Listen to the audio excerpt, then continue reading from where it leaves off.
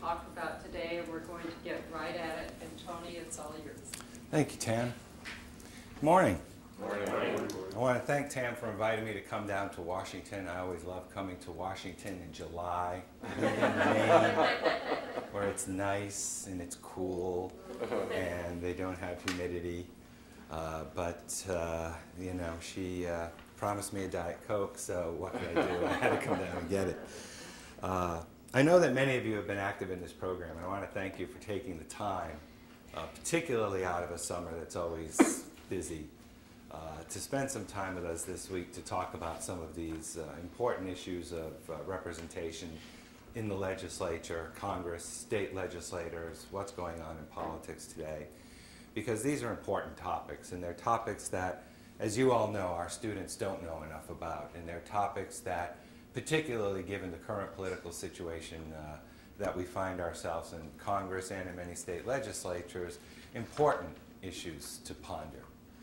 What I want to do this morning is a couple of things. First, in this opening session, just kind of start off slowly and look at some of the fundamental principles and some of the issues and ideas at the founding, particularly with respect to some of the ideas that informed the construction of the Congress. And in that regard, I know that many of you have been studying this for many years. I know that many of you probably know this better than I, so that I will often be assuming that you may know things about the Articles of Confederation or that sort of thing. And if you have any questions as we go along, jump in. Many of you have been at institutes with me before, and you know that we just start and we go along. I have no objections to people jumping in, asking questions, and we'll just see where we end up when it's time for coffee break.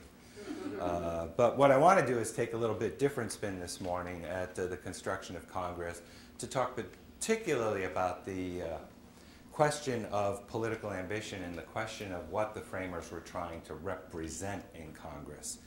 And then in the second section, we'll look more specifically at elections, and we'll throw ourselves into a more modern context. And I want to at least talk a little bit about the rise of the permanent campaign phenomena in Congress and some of the campaign practices that we now see and how they tend to affect congressional governance. So that's the broad outline. Typically, as you see, Tam has a whiteboard up here for me because I typically am a good professor and I come in before the class and write the outline on the board. Because as you know, it's rude to do that during class because you put your back to the students. I guess this morning I'll go along and we'll do it as we go so you can at least get some idea of our path and where we're heading. I thought it's probably best to begin where I just took at some of the fundamental principles, and let's look at some of the background, the deep background quickly that many of you are aware of when we talk about Congress and the legislature. And I think in terms of fundamental principles, there are three things we have to talk about. One is the rule of law. Second is the notion of representation. Third is the idea of a mixed constitution. Because these were three fundamental concepts that informed the thinking of the framers. And then we'll look at some deeper, more direct, what we might call philosophical foundations, and particularly just a few comments, I think, on two of the important thinkers, Locke and Montesquieu, that helped to shape some of the thinking about the legislature. When we think about Congress and we think about the construction of a legislature, what's clearly the case is that the framers understood that this was going to be a nation built on laws, not men. And that rule of law is the seminal principle that our nation is built on, as you're all aware. Rule of law, which is the basic idea that no one is above the law, was, as Thomas Paine noted in Common Sense, the key to understanding government in America. In Common Sense, Paine wrote, "In America, the law is king. For as in absolute governments the king is law, so in free countries the law ought to be king, and there ought to be no other." Others like to point to the Massachusetts Constitution and its proclamation that we will be a government of laws, not men, coming from John Adams' pen. But regardless, there was a general consensus that rule of law was fundamental. Rule of law is the means of avoiding anarchy.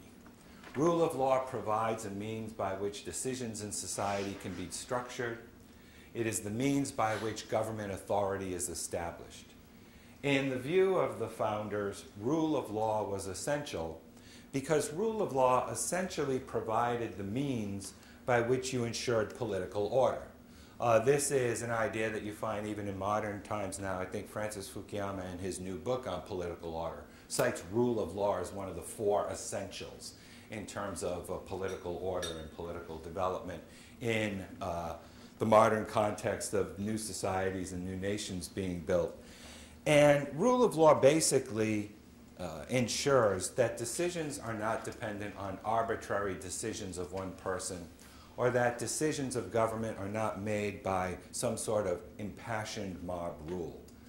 Rule of law, therefore, essentially permits government to render decisions in a way that protects rights and individual liberty. And it has long been a central tenet of our constitutional thinking that the key to protection of individual liberties, obviously, is rule of law. The problem, of course, is that rule of law, while it is essential and sets up the notion that only government authority that is exercised through written, publicly disclosed laws is legitimate government authority, is the fact that rule of law itself is not enough, because laws can be adopted to strip individuals of rights. Laws can fail to recognize essential liberties. And therefore, the framers felt that it's also essential to have representation in the construction of the rule of law. Representation, as you know, as the Declaration of Independence affirmed, is a fundamental principle of government in that just government, legitimate government, is always based on the consent of the governed. It's based on the will of the people, and the will of the people, therefore, necessitates representation in government. Representation ensures that the voice of the people is heard in government. Representation is the practical means by which the people participate in government. In a nation this large, you certainly cannot have everyone participate in some sort of democratic assembly or some sort of Swiss canton vote where we all meet in the center green and raise our hands. And so, as a practical matter, representation was essential. Representation was also essential because representation ensures that government is informed of the people's views and that government is held accountable to the people by providing the people a means by which they choose who serves in the legislature, who exercises government authority. Representation is also essential because it promotes responsive government. Representation provides government that is informed of the public's views and policy preferences, and it gives the legislature an incentive to act on those matters that the public believes needs to be addressed. The legislature is the component that best ensures representation in government. As you know from reading the Federalist Papers, representation is linked to the House of Representatives because it is the only body that is directly chosen by the people. The Senate and the President are also cast as representative, but they're indirectly chosen. The virtue of representation comes from the House. And as a result, it was seen as the most important body in the construction of a scheme of government because it is the legislature that is going to be the expression of the people's will. And the legislative power is the means by which the people's will is put into effect. Therefore, the legislative power was the most important. And representation in the legislature becomes one of the fundamental key issues that the framers are going to have to address. Now, to say that Congress is the most representative body and that the legislative power is the most important is not, of course, to say that Congress is the dominant power in government. that was because of the fact that we also have the notion of mixed constitutionalism. The notion that any constitution and framework of government should divide up government authority in a way that is distributed among different branches of government, but not just distributed to different branches of government, but to branches of government that have different characteristics, that branches of government that have different capacities, branches of government that are allotted different powers, so that they will reflect the different aspects of government, the different qualities considered to be good government. Those of you who have had experience with these institutes before know that you can look at something like the Federalist Papers and see how each branch of government is accorded a certain quality. Representation is linked to the House of Representatives. Stability is the virtue linked to the Senate. The ability to make quick and powerful administrative decisions in executing the law is linked with the president. There are different capacities government needs, and so you want to create a constitution that reflects the different qualities that are needed in a whole by government. And that was a fundamental principle that was evident throughout our constitutional tradition. Not only did we try to set up a mixed constitutional scheme, but as you know, it's also a scheme of separated and shared powers. It's also a scheme that sets up a federal system so that the power is distributed amongst the national government and state and local governments, so that the government most appropriate to making a particular decision has the capacity to address that.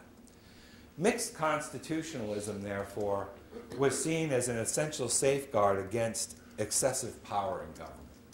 And it was seen as promoting a government that reflects the will of the people, representing national concerns at a national level, representing state and local concerns at a state and local level, and thus providing a government that would have the qualities needed for good government, but also ensure that the interests and preferences of the people at different levels of government would receive the attention they deserve. Those issues that might not merit attention or consideration by a national legislature would be attended to in the states. Those that might be of an even smaller jurisdiction or more local issue would be attended by the local governments. That mix was seen as very important, as you all know. And there were ideas that had basically filtered their way through, and by the time of the founding were taken as fundamental notions of government. They were not unique to our system of government. They were not new. The way we ended up implementing them and trying to realize these principles was new in terms of the form of government we created. But in many ways, these were very old ideas that had developed a consensus over a long period of time. Those of you who have, for example, looked at some of the theoretical foundations of our government know that you can trace these ideas back to Aristotle, who in the Politics is an advocate of rule of law and advocates a mixed constitution. It was seen that the ancient republics, when they were successful, had had this idea of rule of law and a mixed constitution that took parts of monarchy, aristocracy, and democracy and mixed them together, what Aristotle called the mixed regime, to help avoid moves to tyranny or help avoid moves to, in the ancient world, democracy, ruled by the impassioned people and mob that they felt were unjust forms of government. The Greek historian Polybius is a big advocate of mixed constitutions, and in his histories noting the decline of the ancient republics highlights in some ways the corruption of the mixed constitution as one of the keys to the downfall of the ancient republic. In our tradition, the Anglo-American tradition, these ideas are typically traced to Magna Carta, the agreement in 1215 between King John and the aristocratic barons of the realm, that basically set forth these fundamental principles, particularly the notion that the king is subject to law, the notion that taxation should not be without representation, that comes out of Magna Carta and the agreement that the king, when he needed extra money, would have to turn to the nobles or have to turn eventually to Parliament to request that extra money from the Parliament, thus setting up this principle that there should be no taxation without representation, at least as it was taken, as it comes down through English history. So that they're very deep roots that have been firmly planted.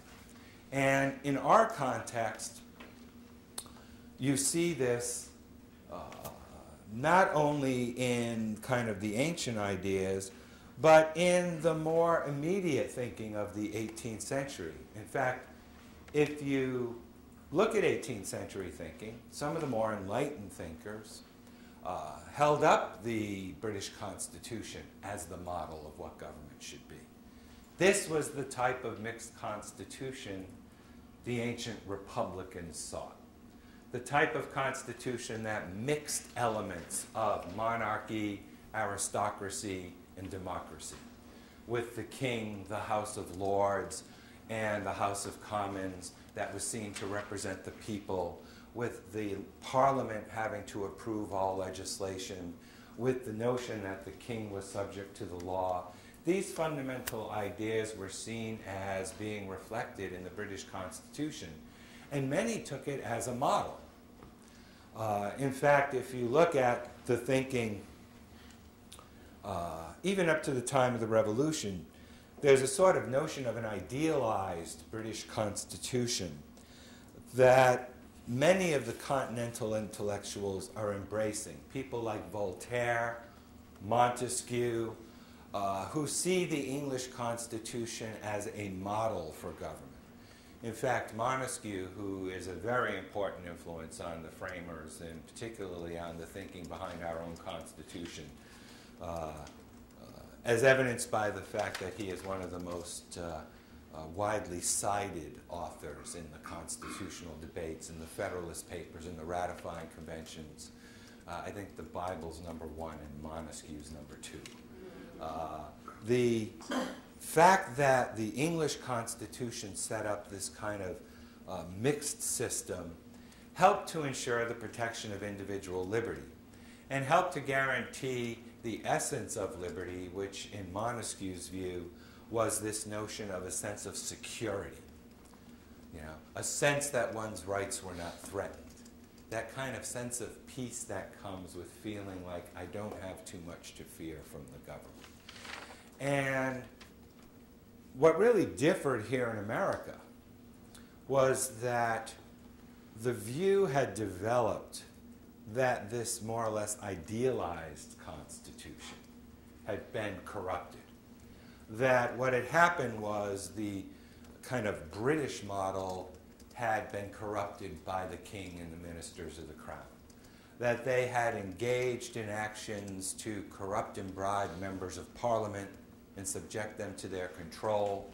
That members of Parliament had gained power and sought to improve their own positions and their own status, and thus corrupted the notion of a house that really represented the people.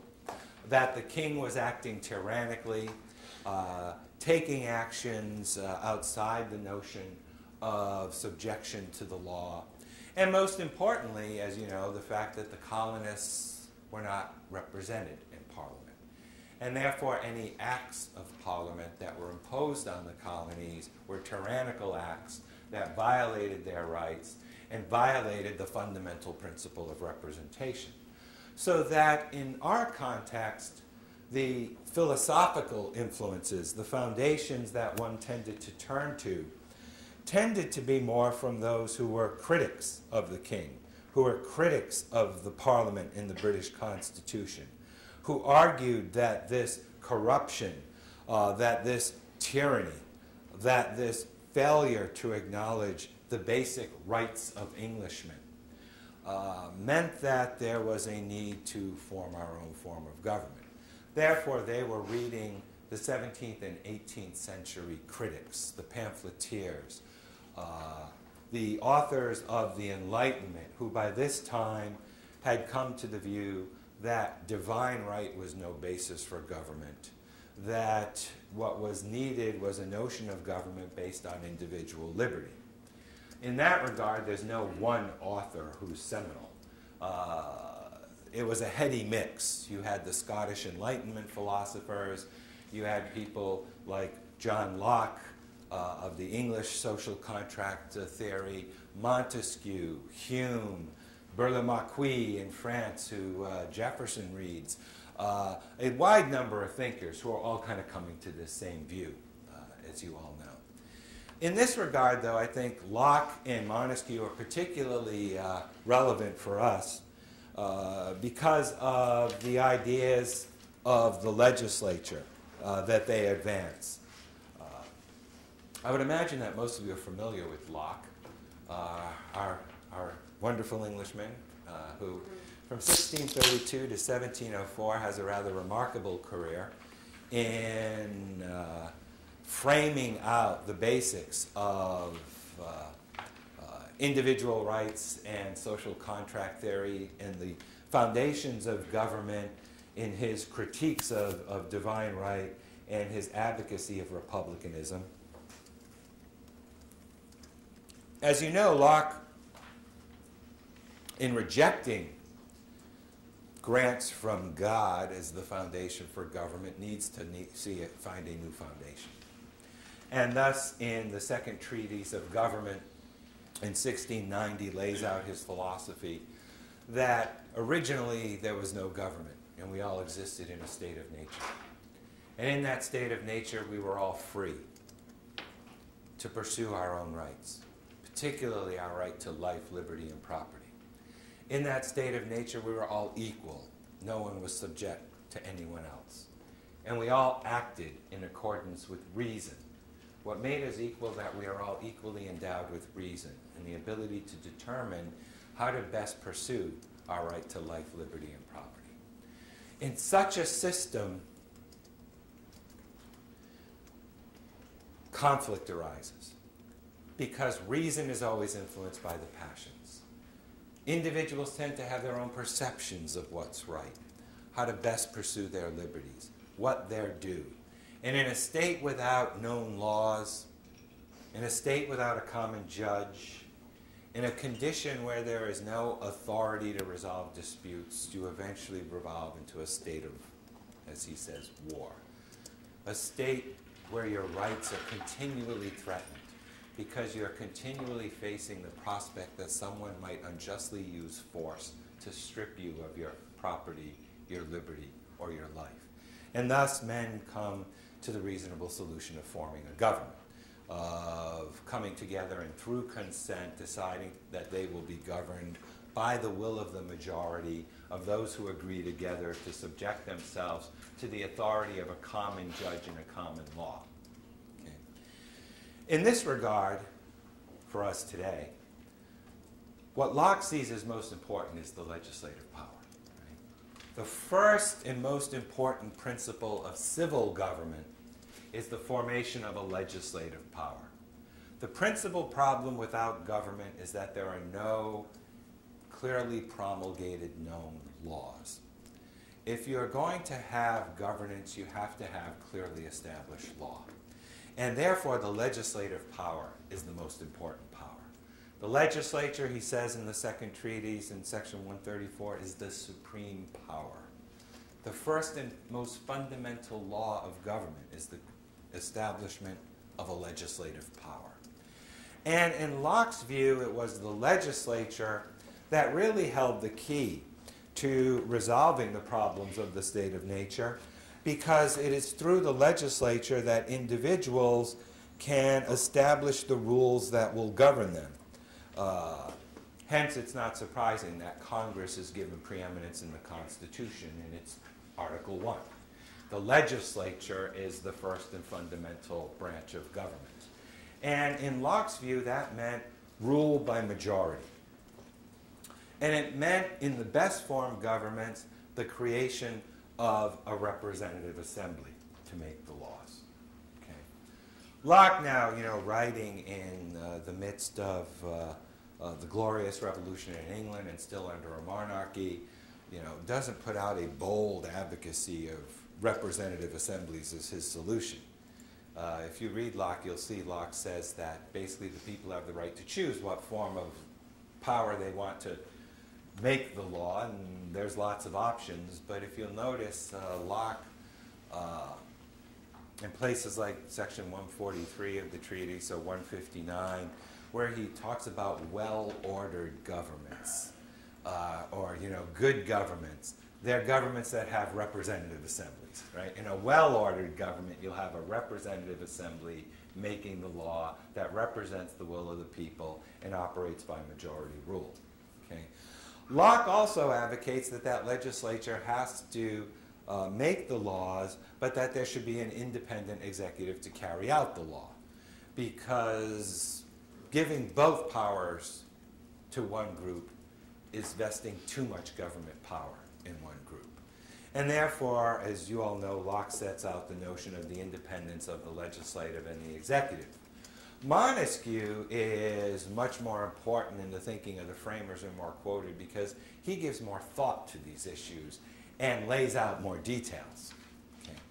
Montesquieu, in the Spirit of the Laws in 1748, is looking at democracy, aristocracy, monarchy, the problems of these governments, the types of issues they face in a very complex treatise where he's trying to look at different types of governments and say, what's kind of the spirit behind the laws in these different types of government?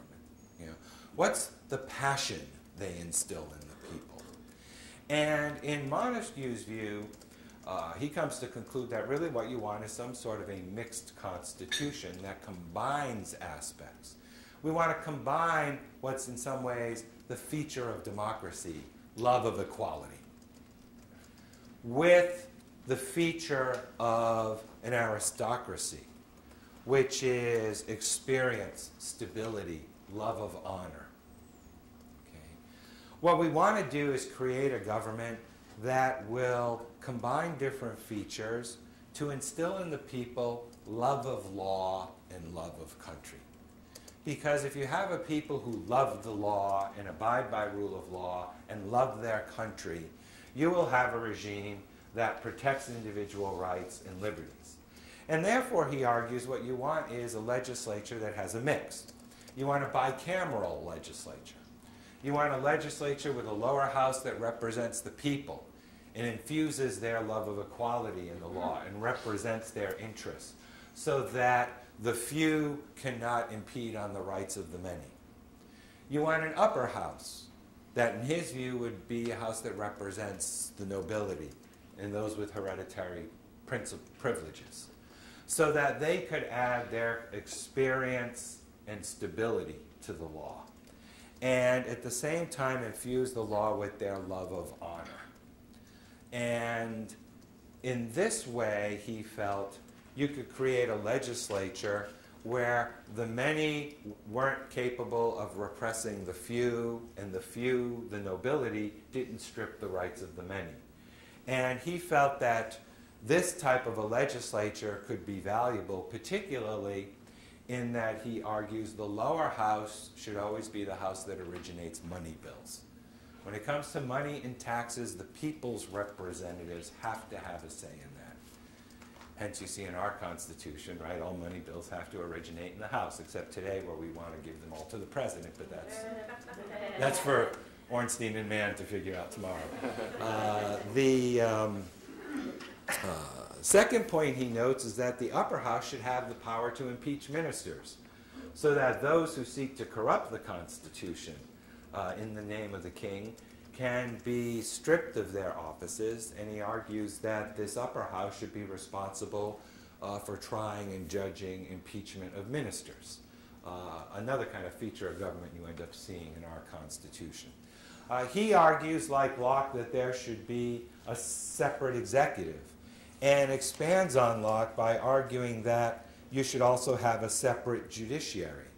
But he felt that this type of mixed constitution would promote legislation that encouraged love of law and love of country, and would create the kind of respect for rule of law that was essential for individuals to be able to enjoy their rights. Okay. Any questions about that? I know we kind of move fast and furious through that, but I think a lot of you are familiar with that. Okay. So let's get more immediately to the construction of the Congress and to the notion particularly of representation and the founders' conception of representation in the legislature. Okay. I guess the place here that we should begin is in noting that, the question of representation, okay, is actually one of the fundamental issues that the framers have to address. Now, this sounds kind of funny to say the question of representation, because we all said, well, wait, we just said you have to have representation. The question is, what do you mean by representation? It was clear by the time of the founding that there was a great consensus around the 18th century Enlightenment thinking. The arguments of people like Locke and Montesquieu had been conferred in the experience of colonial assemblies. They had certainly been affirmed in the negative consequences of the British Parliament. And it was clear also to them that their early attempts at framing a government under the Articles of Confederation had been found lacking. Okay. They knew that representation had to be the principal feature of the legislative body. They knew that there was a need for an independent legislature that was capable of exercising its authority in a more effective manner than the unicameral body established by the Articles. They also knew, given their experience with government, that they had to safeguard against any abuse by the legislature and make sure there were limitations on its power. Okay. That having been said, they faced the question of how do we really create a more representative legislative body? And who is it we're representing? Okay. On one level, you had the notion in the Articles that the purpose of representation was largely focused around the representation of the states and the various interests and the people in the states. In the state legislatures, the emphasis had been on representation of the people, and you had much more democratic assemblies. Most of the state legislatures at the time, as many of you know, had one-year terms of office. They were highly reflective of the public. Even the Articles was in some ways, you might say, a very democratic institution when it came to representing the states. One-year terms of office, the power to recall a member of the Confederal Congress if you didn't like what they were doing, states controlling basically the payment and expenses of the state legislatures, of the state representatives who served in the Confederal Congress to keep them close to home. Term limits, only capable of serving 3 out of every 6 years, so that you didn't risk someone suddenly going off to the Confederal Congress and forgetting the people back home, or starting to take on aristocratic tendencies that didn't reflect the will of the people of the state. So that it was a legislative system that really was designed to keep the legislature close to the interests of the people and highly responsive to the people, which, as we soon found, didn't really make for effective governance necessarily, particularly in some of these state legislatures where you started to see majorities stripping the rights of minorities, often of property owners, where legislative assemblies were increasingly, by some critics, cast as showing the features of mob rule, of swinging wildly from one election to another in terms of the composition of the state legislature. Pennsylvania was a real problem in this regard. that suddenly led people to start to believe, well, you know, how much democracy do we really want? And how do we pursue a representation in a democratic government without devolving into these problems associated with democracy and the representation of the people? Okay. Those involved in these debates therefore came to have different views of representation. In most instances, there was broad agreement that the problem was how to limit popular passions, how to channel these passions in a way that serves the purposes of government. How do you, in some ways, create a scheme of representation that's going to promote individuals of virtue and talent who will take their ambitions and direct them towards the public good? And in this regard, you had different views of representation. Right? One view, let's see, we'll make it simple here. One argument was that basically representation should act like a mirror. That representation is really representing the people. And thus, in order for a legislative assembly to be representative, the legislature should more or less mirror the people. That the types of people, the views and opinions of the people should be represented in the legislature in a way that, as it was often put, should make the legislature look like the people assembled. Okay? Melancton Smith of New York, who's very important in the New York Ratifying Convention, one of the leaders of the Anti-Federalists in New York, was one of the leading advocates of this view. Many of the Anti-Federalists shared this view. In some ways, a legislature should be like a mirror of the people. It should be homogeneous with the people. The same opinions and types of people you see in the constituency are the types of people that should be represented in the legislature. And if you didn't have that, you didn't have effective representation. Others argued, no, that's really impossible and that's not what you want. What you really want is a scheme of representation that refines and enlarges the public view, if we want to use the terms that we find in the Federalists. What a representative should do is be a filter. What a representative does is take public opinion and filters it, filtering out the passions, filtering out the types of selfish interests so that you get a more balanced, reasonable, public-spirited approach. This was kind of the notion that you see of the representative as an individual who takes the views of the people and then filters them to cull from all those views what the individual thinks is the public spirit. Okay. Then there are others who tended to follow the notion that representatives should be more like ambassadors. The notion that the purpose of a representative is to decide what is in the public's best interest and pursue it. The notion that you see in Edmund Burke, in his letter to the electors of Bristol, where he basically lays out the notion that as your representative, my job is to basically go to the legislature and decide what's in the broad public interest and work to pursue that. Because by pursuing the good of the whole, the good of the broad public, that is in your interest. Okay. That my job is not to just reflect, local, idiosyncratic, regional types of preferences or your own particular perceptions of an issue. My job is to decide what is in the nation's interest and to work towards that, because that's really what's in your interest. Yeah? Tim? Give me some more distinction between second refines and enlarges and the ambassador seem similar. They are similar. This one's more, I would say,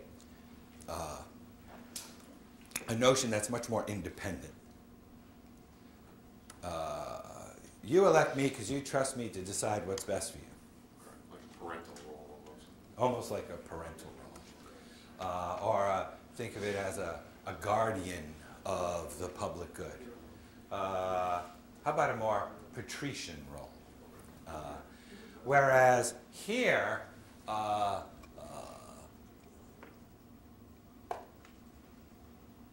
it's more of a notion of I'm here to represent you and your views and my constituency. But in some ways I have to refine and enlarge those views. And you'll see when I get later down the board here what I mean by this. It is basically more of a role of I'm here to make your case. But I'm not here simply to make your case if it's a wild, impassioned, unreasonable case. I'm not here to make your case solely because I'm going to have to account for other interests. I'm going to have to account for the views of other people. And you're trusting me to see how can I best get what you want, but in a way that serves the public good. It's a little different. It's from, I'll give you your opinion when you need it. Right? I mean, I'll let you know what's in your interest. Right? You're trusting me and my character to make decisions about what's in your best interest. Whereas here it's, you know, I'm going to pursue your best interest, but I still recognize that I am responsive and represent particular views. But those views are going to need to be refined and enlarged because sometimes, you know, we're not always the most reasonable. This fits within the concept of the delegate and the trustee model. Same thing. This is the way, if you want to use that model, that works real well. I think that if you read some, I don't know, like Roger Davidson or Olzek or some of the folks who write on Congress, like his book Congress and Its Members, I think that's exactly what he does. He casts it as delegate and trustee. I also think, I love what you're saying, and I think sometimes too maybe that mirror can also be like a mask that a person puts on. They can be one of the other two, but they put the mirror mask on saying, I'm just doing what you want. Is that reasonable to say? I mean, I know the role, we're talking defining roles, but one can be one of the bottom two, and I think sometimes wear the mask of the mirror to try and... Well, in both of the bottom two, your basic argument is that here's why I am effectively representing you. The add value. Right? I am making your voice heard, I am pushing your interests, but at the same time I am also pursuing what's in your long-term interests, rather than some perhaps short-term interests or passion of the moment. The difference with one is that one is much more centered on the notion that there are also in the legislature an important issue of who is serving in the legislature. If you're really going to represent the people, right? For example, one of the things you see as you read in all the anti-federalist writings is a lot of them are concerned about the aristocratic tendencies of this scheme of representation, right? It's going to be a small group of people. They're not going to be like us, right? The anti-federalists were very concerned that if you're really going to be effective representative, you have to be like us, okay? A rich banker or merchant can't represent me as a debtor farmer, okay? The second view would argue, yes, he can. Okay, the first view argues no. You know, you're not homogeneous enough. Hence, the anti-federalist arguments about why it's so important to have the yeoman farmer or the middle-class kind of farmer in the legislature to kind of serve as a representative of the middling and lower classes. You see the difference there? Hence, in modern times, what's the biggest thing members of Congress push for, right? I understand you. I know my district. I think like you. You can trust me. I understand your issues. you know, when Corrado looks at political candidates and polls and things as will now begin as yet another season arises, I never look at the top number. The top number I always look at is I go right down in the poll to look at thinks like me, understands me, trust, you know. That's what eventually turns into votes in America. If they think you think like them, they're going to end up voting for you, you know. And that's why there's so much emphasis on that in modern times, I think. And it comes right out of this theory, right? If you want someone to vote for you, they have to trust that you understand their interests and that you're going to represent them. You know, that's why, you know, you don't really see, you know, big emphasis on the trustee side. You tend to see much more emphasis on the delegate side. The question was, how do you go about, you know, pursuing these notions of representation? There was a disagreement on the one level, right? If you think about the issues of representation, one level obviously is who's the legislature going to represent, the states or the people? And to what extent do we want to have the states yield power to the people? That's the one you're all familiar with, the whole state versus people, representing the population versus the states. At a deeper level becomes this issue of how do you represent the diverse interests that are going to be reflected in a country this large? In some ways, you know, there wasn't disregard for this notion of we have a very diverse people and how are you going to represent all the various views and opinions? Particularly given the fact that we are such a large country, to what extent is the legislature going to be able to represent these various views? Particularly given the fact that most human beings are going to be self-interested, right? Given the widely accepted view of human nature, that humans are going to be self-interested, passionate, pursue their own interests, a view that was shared on all sides of this debate. Anti-federalists articulate this view of human nature. Federalists articulate this view of human nature. Anti-federalists place more faith in the fact that you can get citizens of good public virtue, that you can promote civic virtue in the citizenry through things like you know, education, religion, developing their roles of public service. The Federalists understand that there will be people who are going to be good public servants. There are going to be individuals of talent and virtue who are going to want to do what's best for the public. The problem is they think they're a rare breed, and there are few of them, and they're rarely going to be at the helm of government. So the question becomes, at the deeper level of representation, how do you represent the diverse interests that are going to be reflected in the country? And how do you do so in a way that in some ways addresses this problem of self-interest? In other words, how do you promote in the legislature the more refined and enlarged public view? Okay.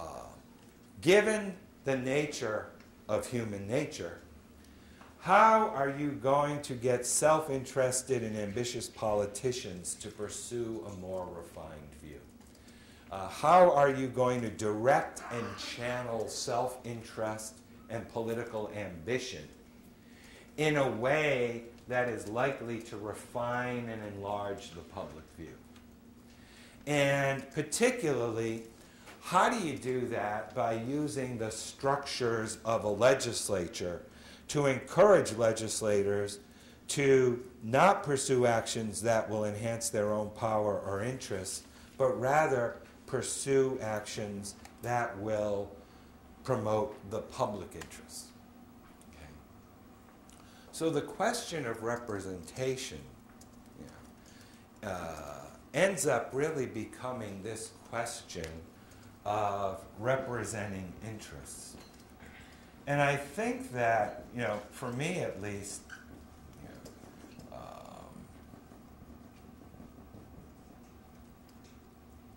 you have to think about Congress in the context of Federalist 10, even more than in the context of the Connecticut Compromise. Let's start, we'll get that out of the way, because you all know it, right? First issue, of course, is how do we represent people versus the states, right? This is the immediate question of representation that's placed before the convention, because once Edmund Randolph comes in with the Virginia plan, which calls for a national legislature that's going to be proportionate to population, the issue is before the convention, and that is the issue that the convention takes up for the next few weeks, right? In terms of representing interests, the first question becomes, how do we go about balancing the people versus the states? Okay. How do we move away from the model of the articles and pursue greater representation of the population? The Virginia plan calls for a bicameral legislature, the lower house by proportionate to the people, the upper house chosen by the lower, from candidates produced by the state legislatures. Eventually they decide the population will be based on the whole number of white and other free citizens, plus 3/5 of all other persons, except for Indians paying taxes. And they get a majority vote for that. So the 3/5 clause, okay, that's who will count. The debate really ends up being who does the counting. You know, do the states do the counting? Does the new Congress do the counting? Federal government can't do the counting because they'll, you know, undercount and some of us won't get the representation we want. Well, states can't do the counting. They have an interest. They'll blow up their numbers to get more representation. Eventually that gets resolved by the creation of the census. And we'll now have this independent group that comes and every 10 years does the counting, so that's resolved.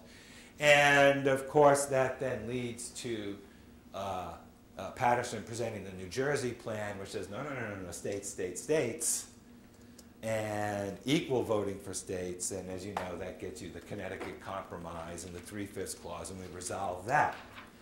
The deeper problem, though, this doesn't resolve. And the deeper problem is this problem of how do we represent the various interests that are going to be reflected in this new legislature.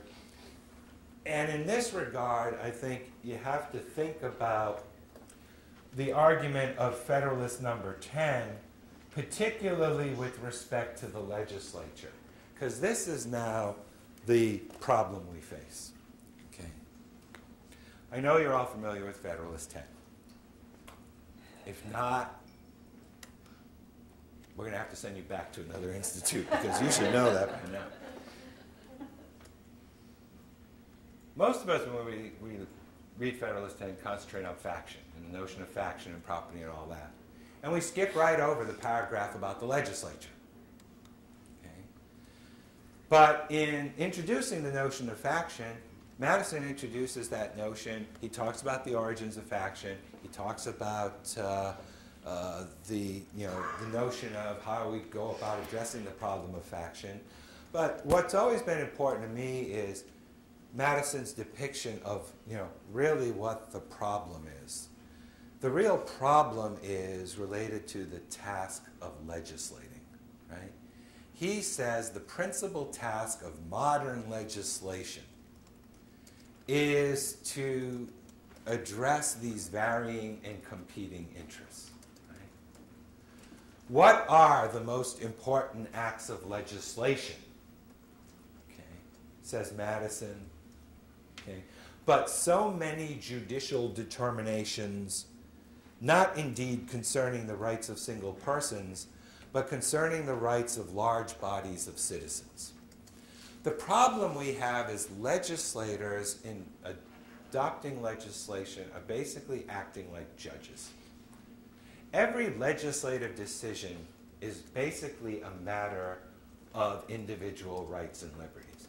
We're basically deciding, if you put it in the most simple level, anytime we pass a law that says you can't do something, right, government has now infringed on a certain amount of your liberty. Now, it may be that that's justified. Right? Anytime we pass a tax bill, that's coming out of your pocket. What legislating is deciding what the sphere of liberty you're going to be allowed to have is. Legislators act like judges. Their determinations are about collective rights. They're not deciding necessarily your specific right in an instance, but they're basically deciding the collective rights of the individuals within society. Every law is going to affect some interest. If I pass a law that gives preferential rates to a railroad or says, let's build some railroad tracks, you know, suddenly the truckers, the shippers, the Federal Express people, they're all affected by that law. Okay? I'm making a choice to kind of give preference to one interest over another. Okay? Madison conceives the legislative task in this way. And the problem that you have is that the people who are doing the judging are not impartial. They all represent these varying interests. In fact, they have been given the charge of being advocates for these various interests. Therefore, those who are doing the judging are not impartial. Those who are doing the judging are going to be advocates for some of these interests, and most importantly, they are going to be in favor of one set of interests over another. The problem, therefore, is that the legislators are bound to have their own interests and biases. And they have an interest in the laws because they're also going to be affected by any laws they adopt. So there's going to be a real incentive to try to exempt themselves from law, or to pass laws that give them more power, or to pass laws that appeal to the people, to enhance their own popularity. Consequently, the task of legislating becomes the task of how do you basically get these advocates and parties who are not impartial to consider different views? How do we move to get them to refine and enlarge their view? Because Madison argues if you refine and enlarge the view, it is more likely that you can get some version of the public interest. Right? It's not necessarily the case, but it becomes more probable. Okay? And as you know, the solution is often advocated in the notion of multiplying the number of interests, multiplying the number of factions so that no one faction constitutes a majority. Therefore, to get a majority in the legislature, you're going to have to have different interests compromise. Why? They may not compromise.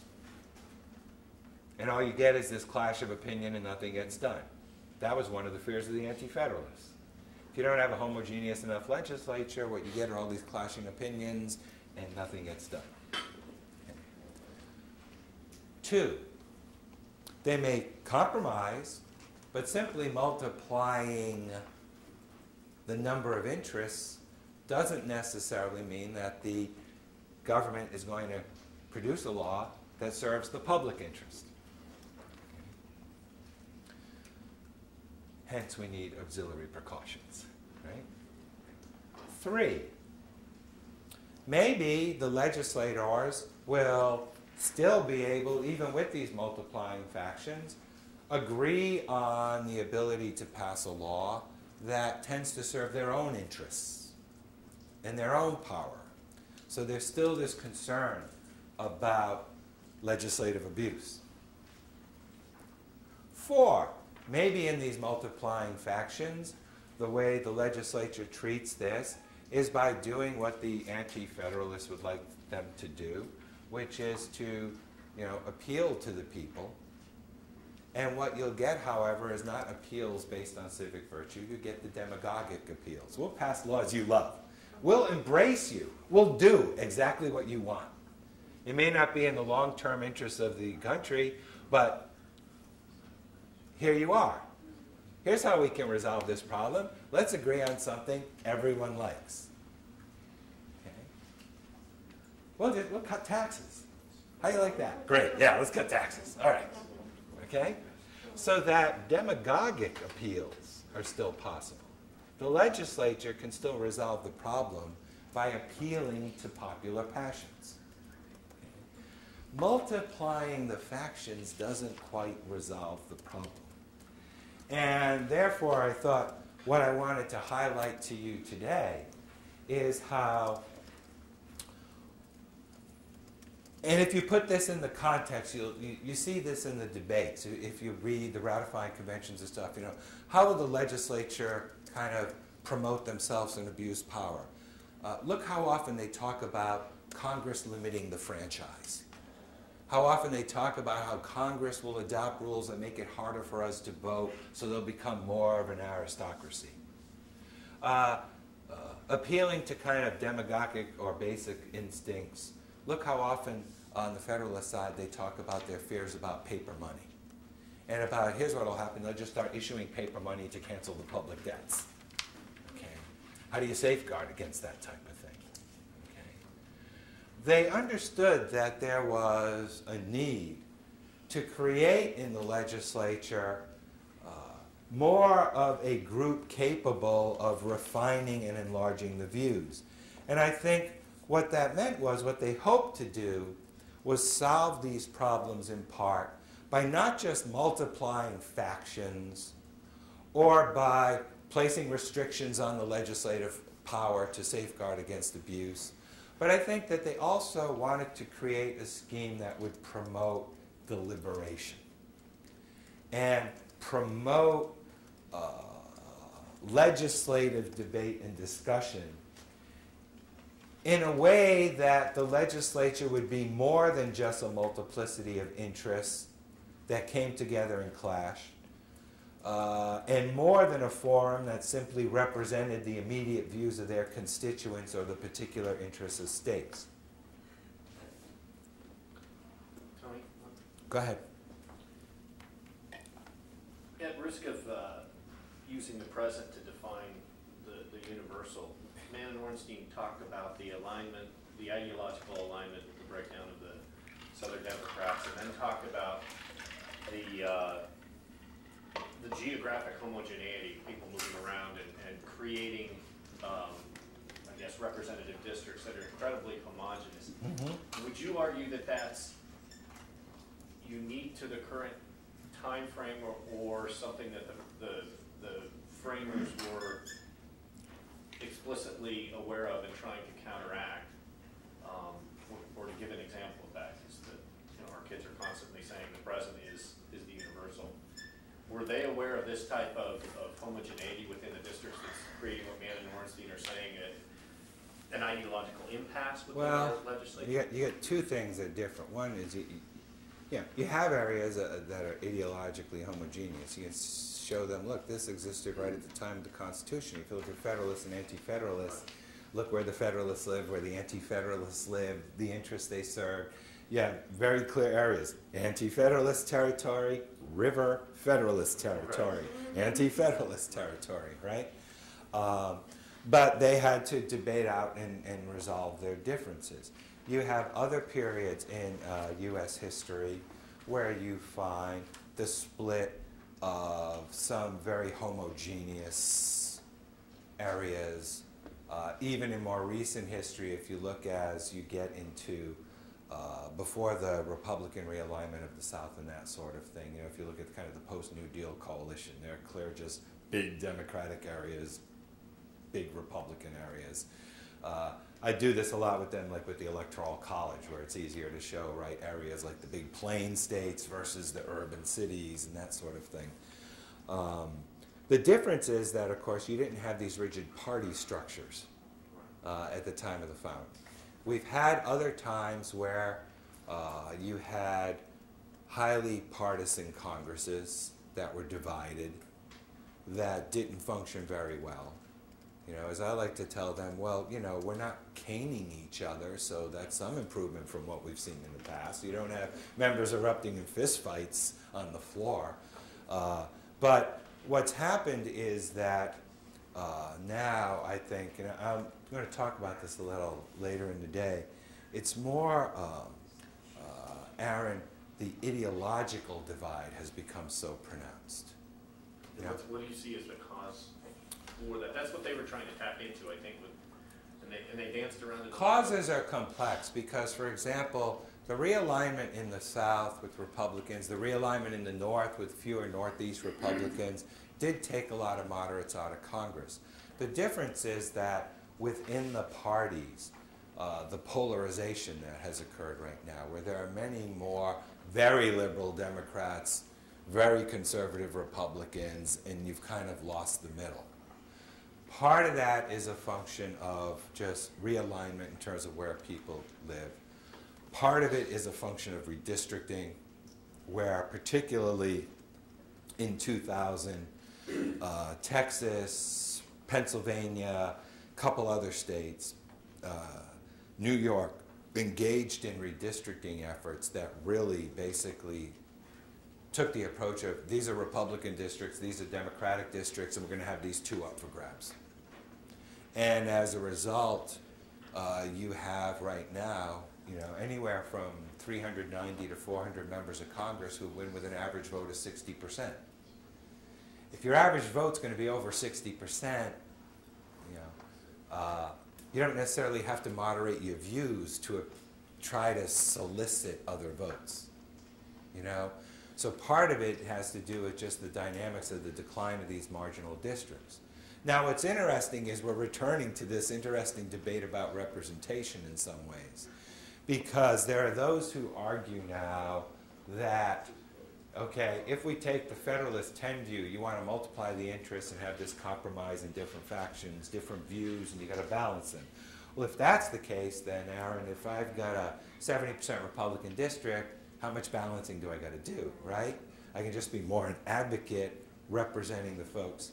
And some argue now, there's one scholar, Thomas Brunel, for example, who argues that this is actually better representation because there's so much similarity now between the people in congressional districts and the members of Congress that they're better represented. Right? In other words, he's kind of focusing on this aspect. Okay? The problem you have is that if your value is civic participation, engagement, competition, spurring individuals to get involved in the process, you're much better off having more competitive districts, And you really see the difference, like when you get into some of the state legislatures versus Congress and that sort of thing. But I think that the real problem becomes more, party support and party line voting is much more pronounced now than it's been in a long time. So before, you had a majority Democrats, majority Republicans, but there was a big enough pool of people who might go both ways on some issues that you didn't have the strict party line voting you have now. You didn't have as powerful a leadership in Congress as you have now. We've had that before. We've swung back, the pendulum swung back. We're in a period now where the leaders basically set the agenda and everyone's expected to follow suit. But it seems to me that the two big problems is the ideology that's become so much more pronounced in the current Congress. And at the same time, just as a side matter, and I'm sure Tom and Norm will talk about this, I think the filibuster is the real problem. Because basically the way the filibuster operates now is you no longer have majority rule in the United States Senate. I mean, what you have now in the Senate is any entrenched minority can hold up the whole thing. And the filibuster rules, it seems to me, are a real problem. I mean, one of the ways you can show that, Aaron, is you look, and I have a lot of experience with this because I work on campaign finance law, as you know, and I went through a decade of getting, 55, 57 votes for campaign finance reform legislation, which did no good because you always needed 60 or 61. And so you get a lot of bills now that will attract majorities, but that's not good enough. Right. And what's happened now is that the filibuster has gone from the rare example which you teach in your classes, look at the Civil Rights Bill in the 1950s and the filibuster, and they read phone books, to now where if we don't like a bill and it looks like we can't control a majority vote, we just threaten the filibuster, and they'll just take it all right off the table. And the filibuster is now, or the threat of filibuster is commonly used. Tom can talk about this better than I, but the numbers are staggering in the last decade on the use of the filibuster. I mean, it's just become part of the legislative package, and it's a real problem. Yeah. So there's a procedural foundation here, too, that you shouldn't overlook. Our first tangent of the day.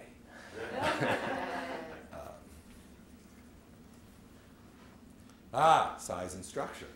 Okay? This is why when you talk about provisions of the legislature, you can see different ways that aspects of the way Congress set up was designed to promote this objective of encouraging more deliberation. One aspect of the design was to multiply the views within Congress and at the same time provide stability in legislative proceedings.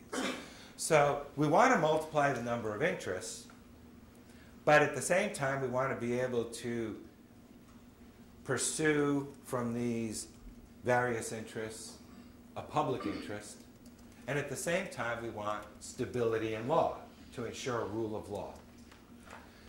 How are we going to kind of set up a Congress that's suitable for this? I think that's one of the reasons why you see so much of the debates focusing around size and structure. Right? The anti-federalists are arguing you need a legislature big enough to represent the various interests, to represent the various views in the country. Right? They want a bigger legislature. Okay? As Melanchthon Smith said, you want a legislature that kind of mirrors the people. George Mason said representatives should be large enough to mix with the people, think as they think, feel as they feel, and be thoroughly acquainted with their interests and condition. Richard Henry Lee in the Letters from the Federal Farmer says, a full and equal representation is that which possesses the same interests, feelings, opinions, and views as the people themselves would have were they fully assembled.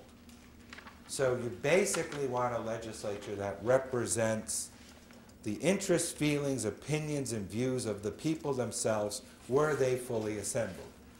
The anti-federalists, therefore, argued that the size of the House, and surely the size of the Senate, were so small that they could never achieve these purposes. They were just going to become elite aristocracies. Right? They were going to become distant from the people. They weren't going to represent the people. Okay? The Federalists reject this argument. Why?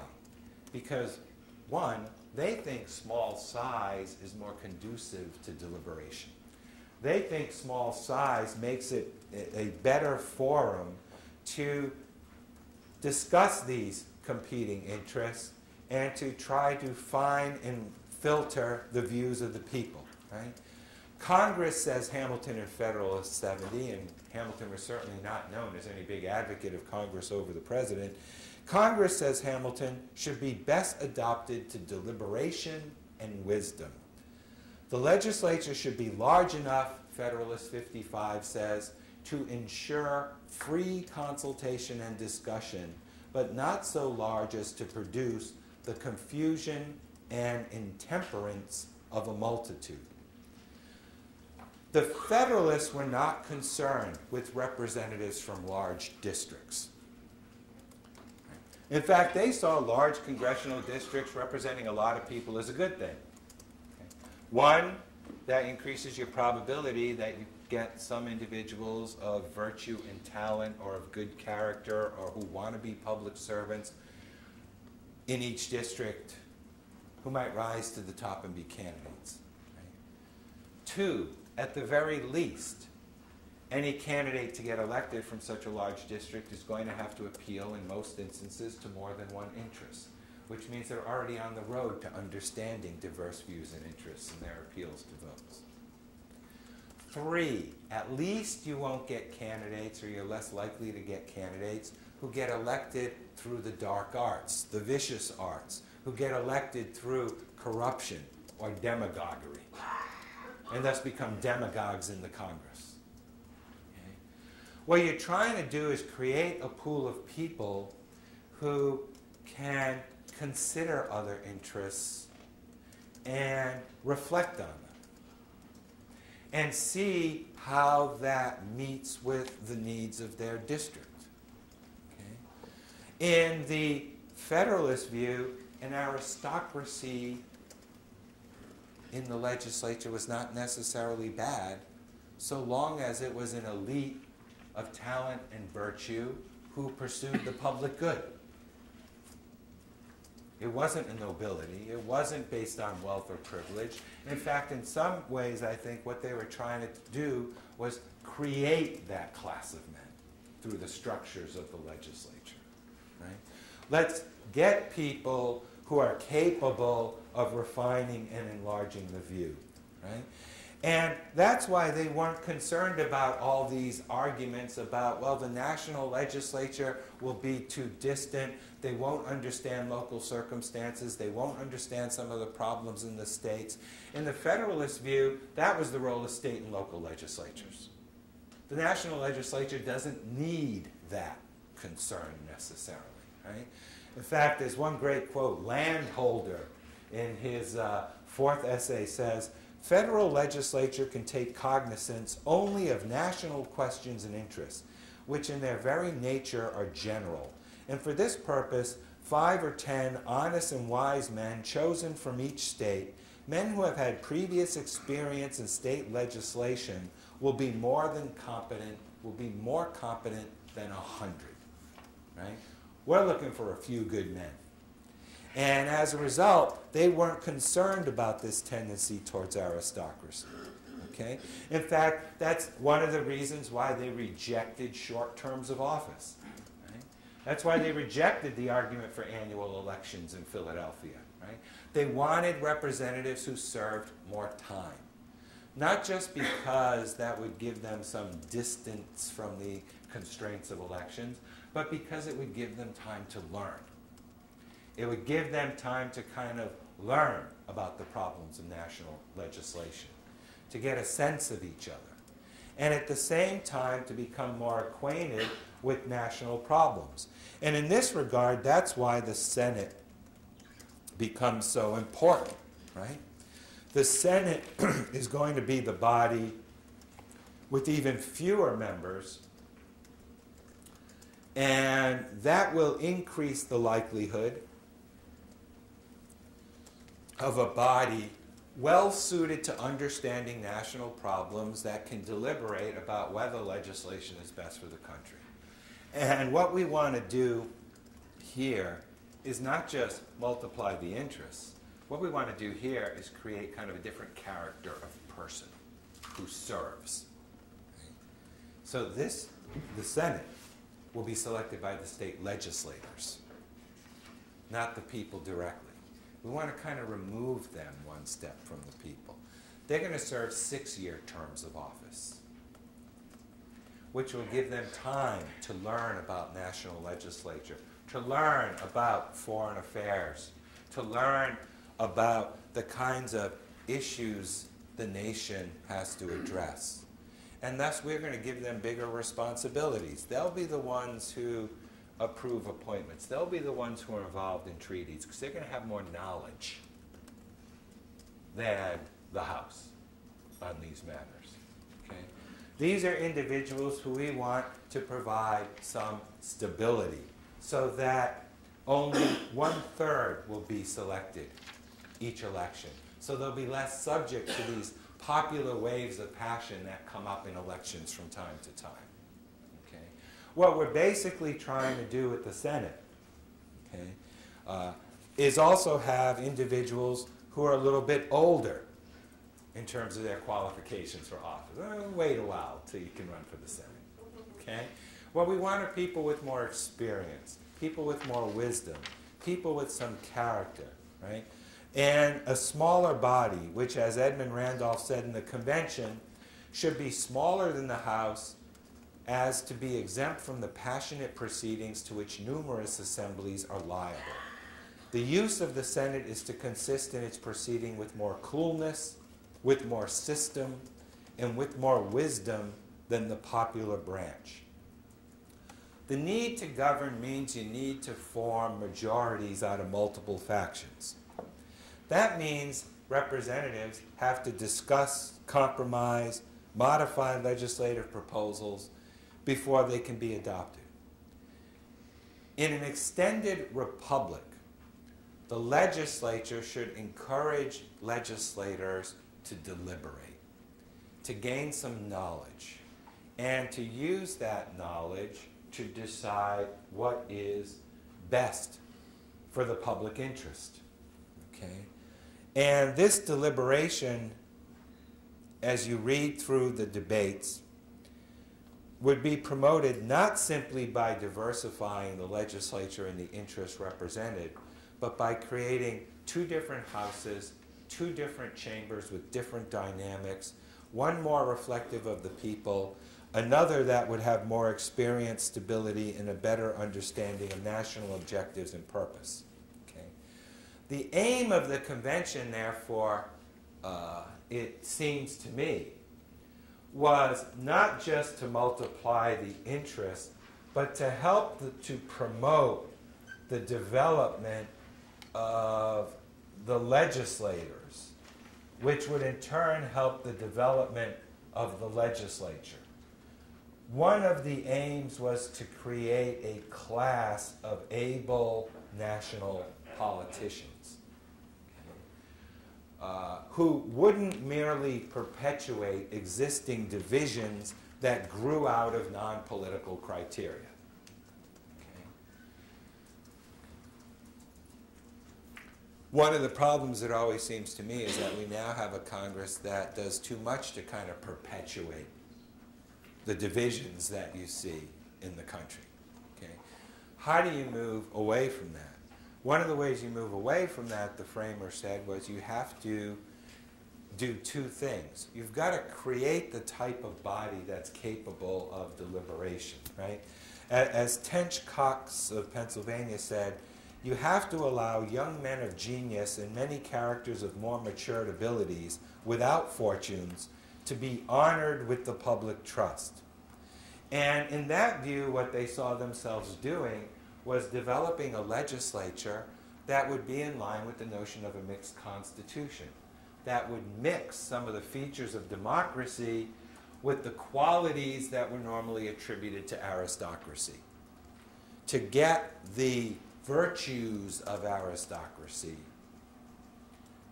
experience, stability, wisdom, that broader perspective, right? Because what's one of the virtues of stability? If you read Federalist 62, one of the major values of having stability in your law is it helps to develop a sense of national character. And it helps other nations to understand what you're like as a people. Okay? They don't see you as one of these countries that's always changing from regime to regime, you know? We're not Italy. Okay? You don't want to change your government every 20 minutes. Okay? Because that's a real threat to liberty. Countries who are like that are the types of countries who end up getting invaded. They're the types of countries that other countries seek to take advantage of. Okay? Countries like that can't plan great enterprises. You need stability in law to plan great enterprises. Okay? You can't get to the moon if you have funding one year but not the next year, and you fund something else the third year, then you go back the fourth year and fund it. You need some long-term stability. Right? The framers understood that. And therefore, what they saw themselves doing was, in some ways, without creating an aristocracy, taking the qualities associated with aristocracy and trying to imbue them into their legislature. Okay? As Charles Cotesworth Pinckney said, and this is Pinckney the Younger, not General Pinckney of South Carolina, we have removed all danger of an aristocratic influence, while by electing the members for 6 years, we hope we have given to this part of the system all the advantages of aristocracy: wisdom, experience, and consistency of measures. For those of you who like quotes, Eliot's Debates, Volume 4, page 329. Okay? Or as Hamilton phrased it, the question was how to gently divert the channel of passions and direct it, if possible, to the public good. That was the key consideration in creating Congress. And I think it's that consideration that lies beneath not just the scheme of representation, not just the division between representation by population and states. That's the consideration that lies underneath the terms of office, the size of the House and Senate, the qualifications for office, the method of selection, and the division of powers between the two bodies. What they were hoping to do was promote a kind of deliberative body and take your passion and self-interest, your political ambition, and divert that someplace else. Not in seeking power through law, but in seeking power through election. Okay? And providing a constitutional outlet for that passion. Okay? Because they understood that these were individuals who were going to be politically ambitious. These were individuals who were not going to necessarily be serving simply for the knowledge of knowing that they were doing the public service. Some would, but not all. That's why they rejected rotation in office. That's why they rejected the calls for a system like the Articles where we limit the number of terms. That's why they rejected the calls for limiting the eligibility for re-election. Because in the Federalist view particularly, re-election was the key to channeling that ambition, right? When you have individuals who want honor and rewards and public acclaim and power, give them that. Let them constantly seek re-election. Because then if they serve the public good, they'll be re-elected and get what they want. You see that argument made throughout the debates in a very regular manner, that the best way to secure a re-election and to remain in office is to prove one's merits and talents to one's constituents, to prove that you can serve their public good. That political ambition and self-interest, the desire for honors and awards, can be channeled in a way that serves the ends of government. As Robert Livingston noted in rejecting the call for rotation in office during the Philadelphia Convention, this rotation is an absurd species of ostracism. It takes away the strongest stimulus to public virtue, the hope of honors and rewards. The acquisition of abilities is hardly worth the trouble unless one is to enjoy the satisfaction of employing them for the good of one's country. And Richard Harrison made a similar argument. If the senator is conscious that his re-election depends only on the will of the people, and it is not fettered by any law, he will feel an ambition to deserve well of the public. On the contrary, if he knows that no meritorious exertions of his own can procure a reappointment, he will become unambitious and regardless of public opinion. Or as Theo Parsons said in the Massachusetts Ratifying Convention, rotation deprives a man of honorable ambition, whose highest duty is the applause of his fellow citizens if an efficient motive to great and patriotic exertions. The people, individually, have no method of testifying their esteem but by a re-election. Shall they be deprived of the honest satisfaction of wreathing for their friend and patriot a crown of laurel more durable than monarchy can bestow? Okay? The election from the people will be a crown of laurel. Those who are ambitious, who love power, who hope for honor and reward, and desire public acclaim, can receive these things through re-election. These selfish desires can be a source of public spiritedness and the source of an ambition to serve the people rather than oneself. And I think that that at its core is the basic effect of the scheme of representation they set up in Congress. So do safe districts completely obliterate that whole concept then? When we have a congressman in my district doesn't really need 140,000 votes in my city. I mean, there's no filter by which they have to pass through in order to achieve that crown of laurels, right? Well, one answer, and I see it's break time, and before I have mob rule for break. We can table that thought for break. One quick answer is that's why we have multiple members in multiple districts. Because you may have some people from safe districts, but there'll be people from safe districts on the other side, and when you get them together, it's not necessarily people from safe districts all of a similar sort that are going to be able to command a majority. Okay?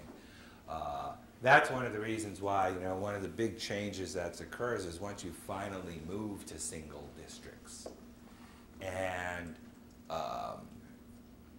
away from some of those states that still had multi-member districts. But even so, I tend to be an advocate more of competitive districts than safe districts. You're always going to have some safe districts. The question is whether you use the processes available to you to promote more competition, or whether you use the processes of redistricting available to further reduce competition.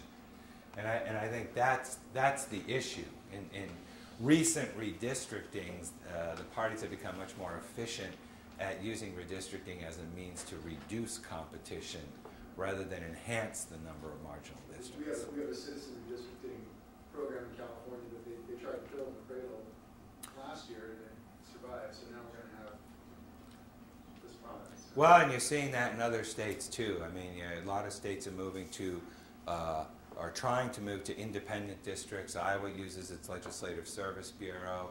I think it's a good idea, to the extent possible, to take the districting out of the hands of the party majority in the legislature, because you do get less incumbent protection, and you do tend to get some limited improvement in districting. But even so, redistricting isn't the core problem. I mean, you can explain, in the Congress, maybe 40, 50 seats that way, but that doesn't explain Congress as a whole.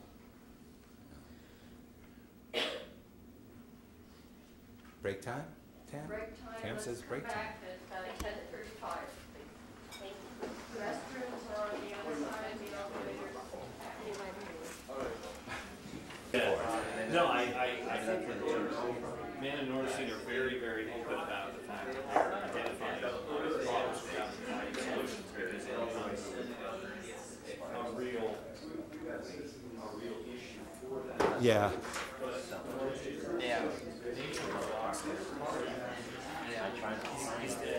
There's a chicken and egg question. Is that a result of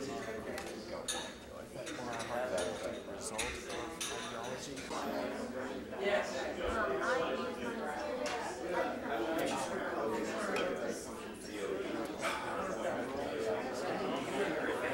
I can't believe I can't get ready for Diet Coke for all this kinds of shit.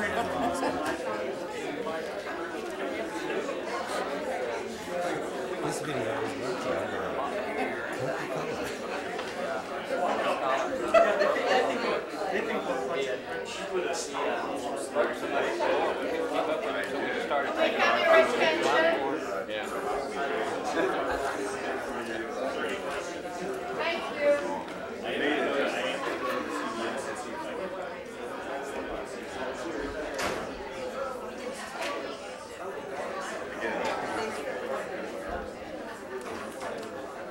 Tim, what time do you go to?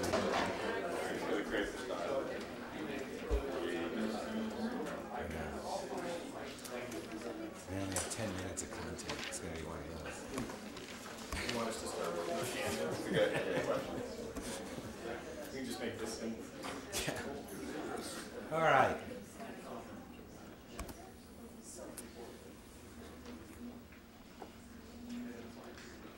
Well, I guess this actually works. In ending, in talking about elections, we can now talk about elections in the modern context. For some reason, Tam decided I should do double duty, which I think is frankly pretty unfair. Ornstein and Mann get to share, okay? And Are you getting 2 Diet Cokes? yeah, I am. But one was the small bottle, so it's really not working out here, you know. I guess the thing I'd like to do now is we'll talk a little bit about elections, and as we did in the first time, we'll start with some basics. Then I want to talk a little bit about, I guess really in relation to what we were just talking about, what's the rise of some of the problems, and particularly I want to focus on the emphasis on campaigning now in the modern Congress, and I want to focus on what I call the permanent campaign phenomena. But as we go along, especially, I'm sure some of you have questions about, you know, congressional elections or campaigns, and, you know, just throw them out, and we'll go along and see where we end up on this one, because I want to make sure I answer any questions you might have about congressional elections while we're here. Elections, as you all know, are the principal means by which we affect democratic governance in our system. Elections are typically associated with a number of benefits and features and characteristics of our political system. The first, of course, being that elections empower citizens and give citizens the opportunity to express their views and wishes by choosing those who will hold government authority.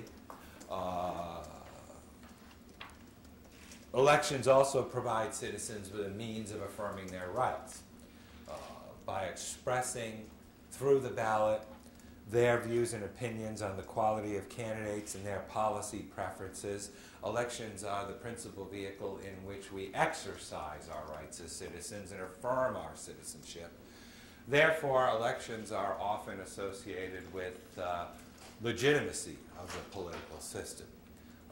One of the reasons why we have such stability and support for the political system is the fact that through elections we are able to have our voices heard, and in that way, even when we're voting out those who serve in office, we're still affirming our support of the system and thus providing greater stability to the political process. Of course, elections also, fourth, are the principal means of holding elected officials accountable for their actions. And elections are the means by which we hold individuals accountable for their behavior in Congress, for the votes they cast, and most importantly, the prospect of future elections give office holders a powerful incentive to appear as faithful, competent representatives of their constituents. You know, at a minimum, those who want to see someone removed from office have a strong incentive to hold them accountable for their actions and thus to ensure that that element of government is fulfilled. With respect to Congress, elections are particularly important, particularly as we're talking about modern legislatures where you have party organizations within the legislature, and therefore party control is a much more important factor. Elections in terms of congressional governance have a number of major consequences. What are some of them? I'll let you do the work. Why are elections important in the context of Congress? We can start with the easy ones, and then, you know, we'll force Roger to figure out the hard ones. Give me a reason why congressional elections are important. They determine the membership. They determine the membership. Why is that important? Because then that'll be who's in charge. Okay. Or who's in the majority. Who's in the majority? Why is who's in the majority important? It's what the legislature, what they're going to, their agenda is going to be, what kinds of bills they're going to enter and work on. Okay, why else is majority control important? You can't look away. I don't have anything. Aaron. Well, express a majority will and a minority position. also to express shifts in public consent over time. It's that hot saucer or hot cup and the saucer aspect. The current passions of the electorate as a whole. Okay. And if we're not aware of that, then legitimacy suffers. So it's Okay. an expression of legitimacy or a safety valve or that steam valve that lets us feel like somebody's listening to us, hopefully. Okay. What else is elections going to determine? Prioritizes public policy issues. Okay. Legislative agenda control. Yeah. What else? You mentioned accountability. What's It makes them accountable to their constituents. Okay. What else?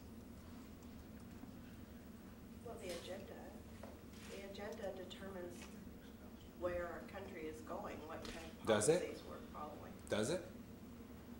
What does that depend on? Divided government or not? Well, it's one of the things elections determine, Yeah. whether we'll have divided or unified government. Right. What else do elections determine? I think one thing they determine is that it shows really what people don't want. It's not really what they want, but it's what they don't want. See, the A minus answer now. See, we're stepping up, okay? What else? Ultimately, who is maybe put on the Supreme Court, or whether they... Okay, well, those are other policy actions that will stem from it. It's a reflection of the interest back at home. It's a collection of viewpoints collected into one national arena from disparate regions. Okay. At that point in time, though, that's the one thing about elections. It's only on that given day. You know, things can change, but I mean, it determines who the leadership is going to be generally, which then they also have better access to the media, so it gives them, you know, a better platform for the voice. What else do they get better access to? The election process. Resources, such as? Information. They want frank Well, they get committee leadership. C-SPAN access. The majority of those committees not leadership positions, right? Right. You get access to the election process. It's easier to get re-elected than elected. True. So that the Boy, a original- lot of things.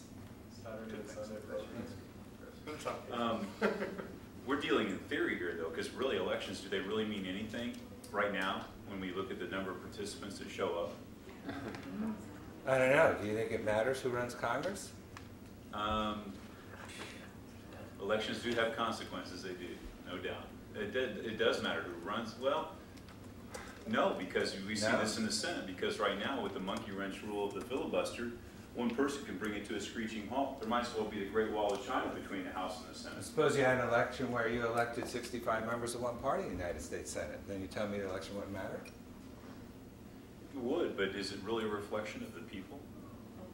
Well, Or elections right let now me ask really a you, reflection of the or people? let me first ask you this. If it's the case that we now have a divided Senate, let's say it's 51-49, doesn't that matter?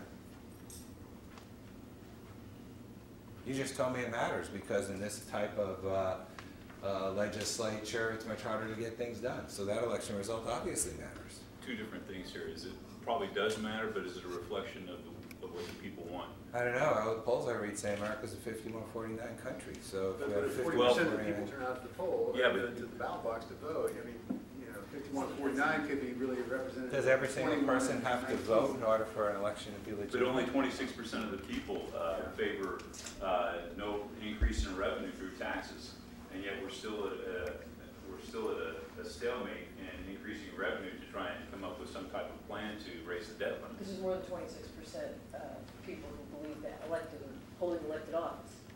And is it truly a representative sample from a statistical standpoint? I mean, and that's where we get back to the whole idea of safe districts and gerrymandered districts. I mean, I don't know about that. I think in the end we get back to the American people. Well, this is back to what you were talking about earlier, we were discussing here, in the theory of what the founders and framers wanted. It's all well and good, but in the reality of what we have today, I'm not sure that we're, is it the structure that they gave us is outdated, or is it the people themselves that have become too complacent? I'm not sure it's always complacency though. Yeah, why do you- If you have a full third of the of the electorate that's not represented in any roll call vote of any kind. Again, you have an empowered cohort and a disempowered cohort, that it may not be a function of apathy, it may be a function either of acceptance or inability to create the opportunity to vote. So you do have entire swaths that go unrepresented, and that affects public policy. And we still haven't tapped into the entire money side of it in terms of the amplification of the voice through campaign finance and all of that. Is it a representation of equals in Congress? I don't think anybody would argue that it is, in terms of what we end up with.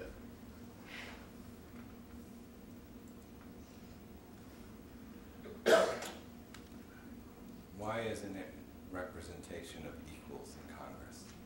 Well, I don't think that the way the electorate is able to vote, or in theory, you have universal suffrage, but in practical ability to access the polls or pursue those goals, you have amplification of some interests over others. And I think that has an effect on the body created that we get as a result. So it's your point, who participates kind of determines who serves in Congress and determines what Congress does? Yeah, I mean, so why is that a problem with the system? That sounds like a good system. I like that system. If you choose to participate, they'll respond. I'm not saying it's not, it's still responsive. It's just, it may not be responsive of all the interests out there. I don't think it's an issue with the system as much as it is an issue with the participation of the citizenry. And I think that now you move to just a general philosophical discussion of civic virtue in the individual. People who either choose not to vote, are apathetic about politics, or listen to really skewed, unreliable sources to get their information. Vote for the politician who throws the best barbecue. Lobster bake, thank you. Lobster, excuse me. Yeah. All right. Doesn't our lack of participation, if we choose to see it that way, kind of resonate with Aristotle's notion that we need a little bit of the aristocracy in government? So the people choosing to vote because they feel strongly about an issue or are informed or have some kind of stake in government are the ones electing the people that then make our laws. And those who are too busy to show up to vote or apathetic or don't value it,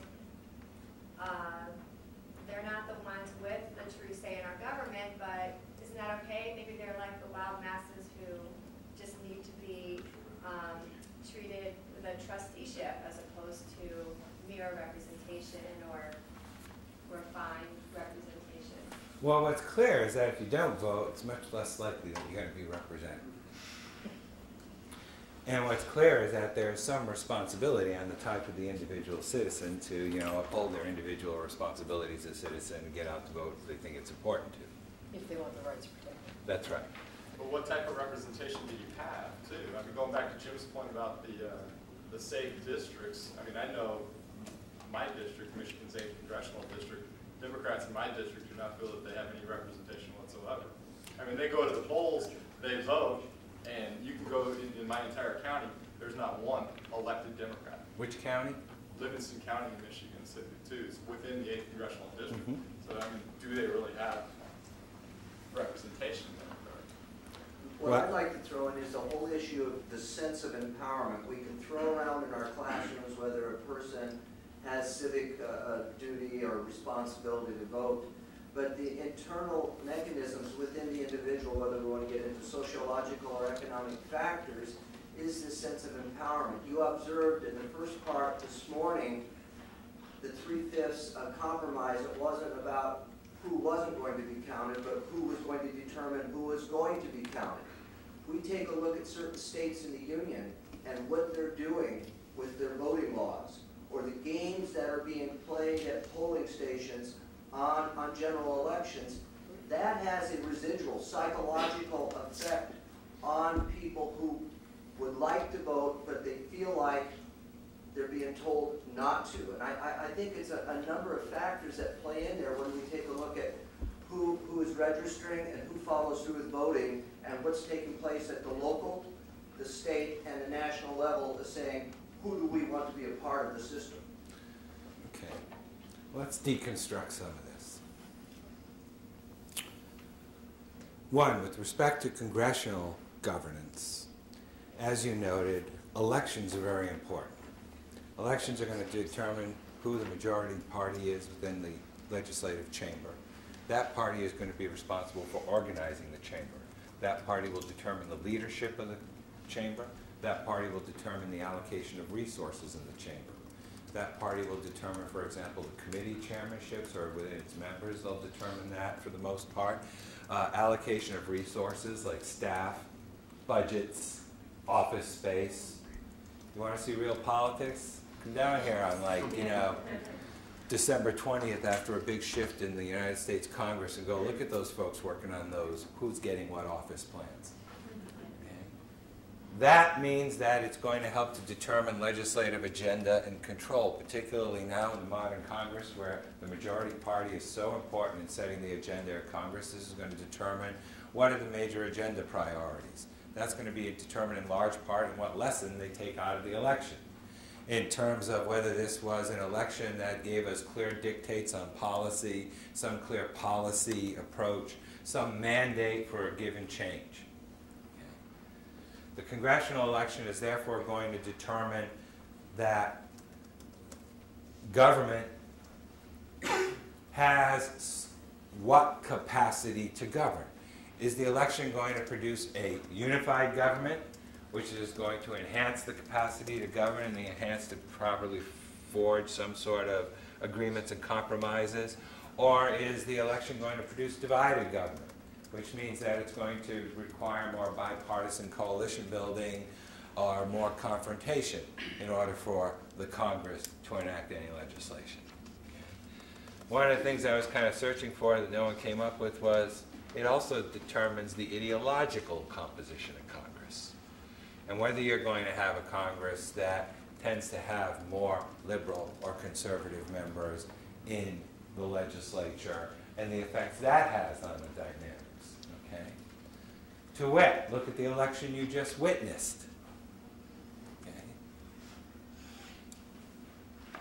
If you think elections don't matter, I'd like one of you to explain to me how the election of candidates who advocated Tea Party principles and now serve in the United States Congress had no effect whatsoever on what's happening in the national legislature. Okay. Most of these people, you know, many of them were not really party people. Many of them tapped into basic public attitudes that got them elected to office, often against the desires of the established parties, against the desires of established candidates, and in many cases made them competitive against some of the most powerful people in the United States Congress, including the majority leader of the United States Senate. So when people have a clear vision and motive to participate and get out, they can bring about change. Okay? Enough of you around here probably, you know, remember and study, and you know, this is not new. I mean, you can go back, you know, if you like, you know, depending on your ilk, a prettier picture, you can go back to those wonderful days of 1974 when the United States voter got fed up with the Republican leadership of Richard Nixon and elected the Democratic Congress of 1974, the Watergate class, that completely reformed many of the laws in this country in the wake of a clear signal from the country that we were heading in the wrong direction. If you want to get, you know, deeper to something that, you know, none of us remember, you know, we can talk about the New Deal. I mean, there are moments where there are wave elections where the public attitude manifests itself in ways that spurs turnout, spurs civic engagement, promotes changes in Congress. Okay. Now, it is the case in the modern Congress, therefore, that elections matter greatly. It is also the case that theory is very different than practice, as many of you have noted. Okay? I'll put aside all the issues about generic voter participation because that's a topic for another day, although I will say that this is not a new problem. There's been a continuing problem throughout the history of the United States, too. I'm not sure it's that big a problem since large numbers of people still vote, and those who don't vote accept the results of the vote. So it seems like there's quite a bit of political legitimacy in the system. And three, the one place I would disagree is that while there are continuing problems in the casting, counting, and administration of ballots, it is much better than it's ever been in the history of the United States. It is much easier to vote now than it's ever been in the history of the United States. You know, one of the interesting things we're seeing now in some states is some rollback of that. But for the most part, it's pretty hard not to vote if you're a U.S. citizen and want to. Given the liberalization of voting laws, absentee balloting laws, same-day registration, and the rest. Not to mention all the work you do in the student programs and the 17-year-old registration and some of the other things states have done. However, it is the case that, you know, it is clear that the congressional elections don't seem to work in some ways that the founders intended. Three things I think we can generally take as our starting point in terms of theory versus practice. First, we have the fact that there's widespread dissatisfaction with the Congress. It seems that we keep electing Congresses and we don't like them. And public approval of Congress continues to decline, currently at all-time, just about all-time lows. But a feature that we have seen as a fairly regular feature of modern government, which is the fact that we have this odd dichotomy. The public doesn't like the Congress. Generally, the Congress ranks pretty low in public opinion. Yet, everyone loves their congressman. For the most part, when you ask the American people, they're satisfied with their member of Congress. They like their member of Congress. They think their member of Congress represents them well. There are always going to be problems like Michigan 8 or like safe districts where they're just going to be districts that tend to be dominated by one party or another. Now, that doesn't mean that you still can't have competition in those districts. It's still the case that you can have highly competitive primaries for who gets that party mantle, which is one of the things you often see, particularly in state legislative elections.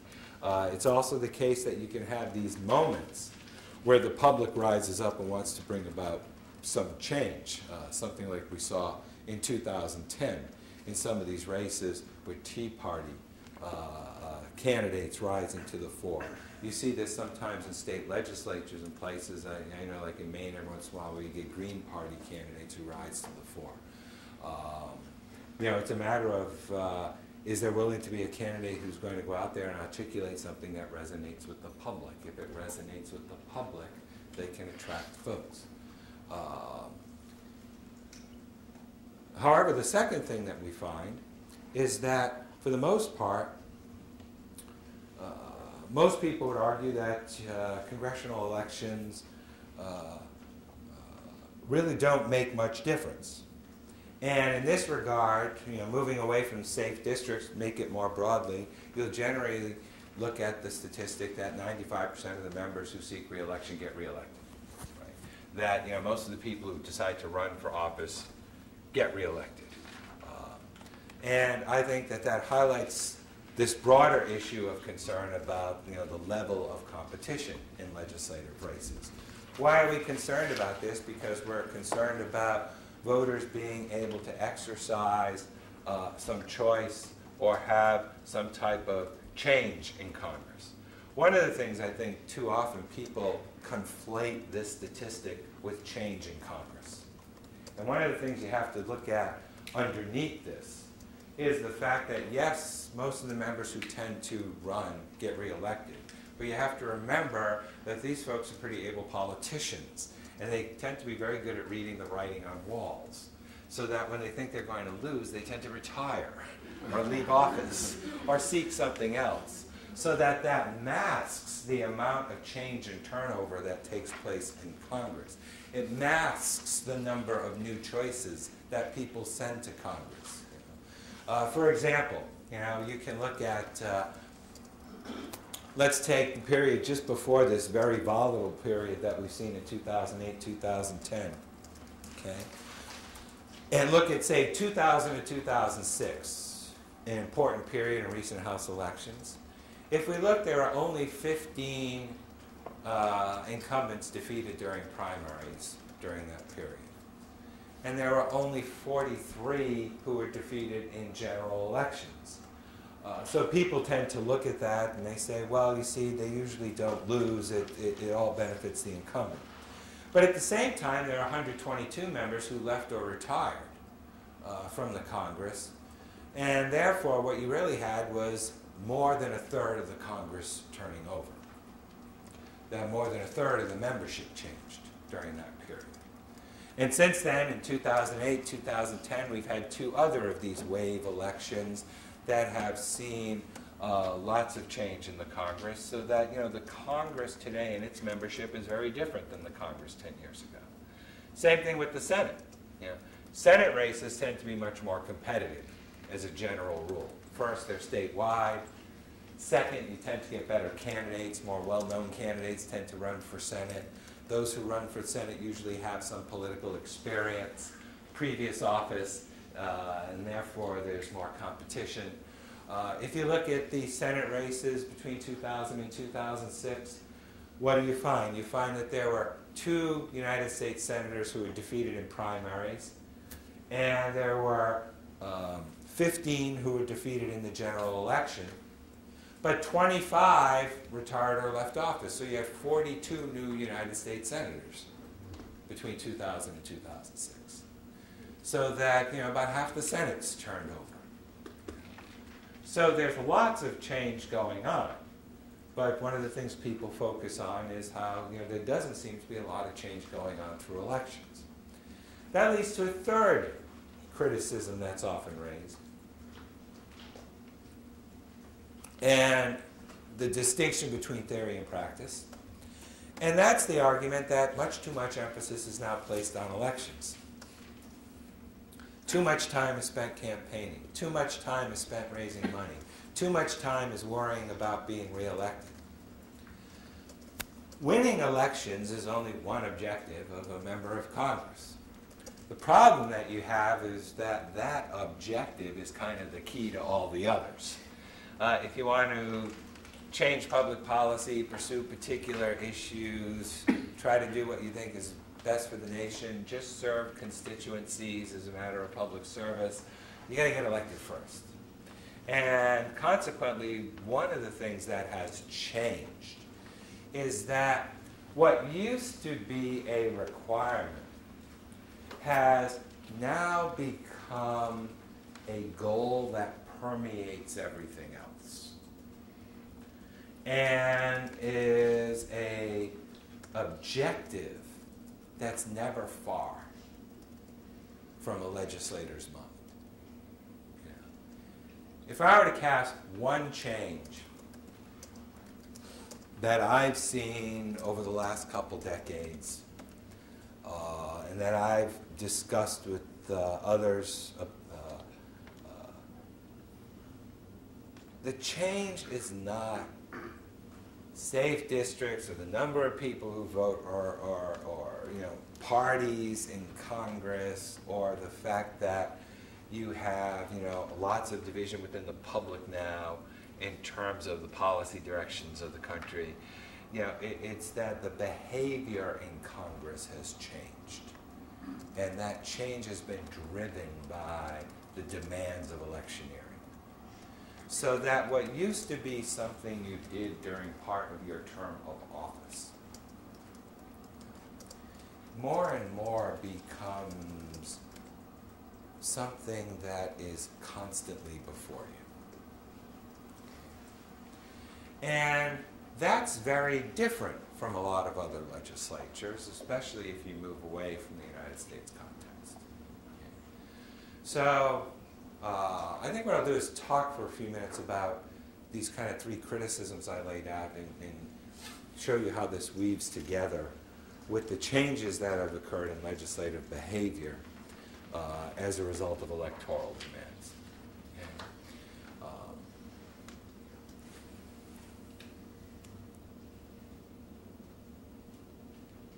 Okay. And just to give you a kind of preview, some of the things you're talking about. On the one hand, you know, this drive has created more energy and more resources that are put into winning elections and mobilizing voters than we've ever seen before. On the other hand, it's created an environment, okay, to take your concerns, where even if you're in a safe district, you are still kind of constantly campaigning. What's one of the differences? As I was thinking about this after our discussion, when we had break and stuff, and I was talking to Aaron and stuff, you know, one of the things that, you know, I thought about was, you know, if you think, you know, 30 years ago, 40 years ago, if you're from a safe district, you know, yeah, you campaigned, you know, and I've talked to a lot of the members about this. You know, I've been fortunate in just what I do. I've talked to a lot of old members, and you know, I've talked to you know, folks who served in Congress 20, 30 years, and you know, they'll tell you how, you know, 40 years ago when they first ran, especially the guys who came from pretty much Democratic district or a Republican district, you know, they really focused on constituent servicing and legislature. And one of the things was a real emphasis on, you're always concerned about getting more of the vote in the next election. So that it kind of didn't matter if you were a Democrat, Republican in their district, they were always trying to get your vote. But the campaigning was basically what you did sort of at the end of the term. You know, it got to be June of your second year. No, you got to start thinking about the re-election campaign. Start putting the blueberry dinners on the schedule for the summer and the parades. And it was September. Started raising some money, and you kind of had a 10-week campaign, and that was running for Congress. Yeah. Now, if I'm from a safe district, I am constantly electioneering and raising money all the time. That's a big difference. Okay. How do we get there? And I think it explains a lot about why people love their congressmen and don't like Congress. I think it explains a lot about incumbent re-election rates. I think it explains a lot about the rise of what I call the permanent campaign. Okay. Starts with a simple idea. We have candidate-centered campaigns. One of the things about the United States Congress and state legislatures in the United States is we have candidate-centered campaigns. Okay. That is very different from parliamentary democracies. The simple fact to begin with is that in the United States, candidates run for office. Candidates run for office, okay, as individuals. They are self-selected. In most cases, individuals decide, I'm going to run for Congress. I'm going to run for state legislature. Okay. That's very different from most democracies. In a parliamentary democracy, generally the party selects candidates, the party puts together slates, they're party-based elections. You know, are we voting for the Tories or are we voting for Labor? Are we, you know, going to be for the Social Democrats this time?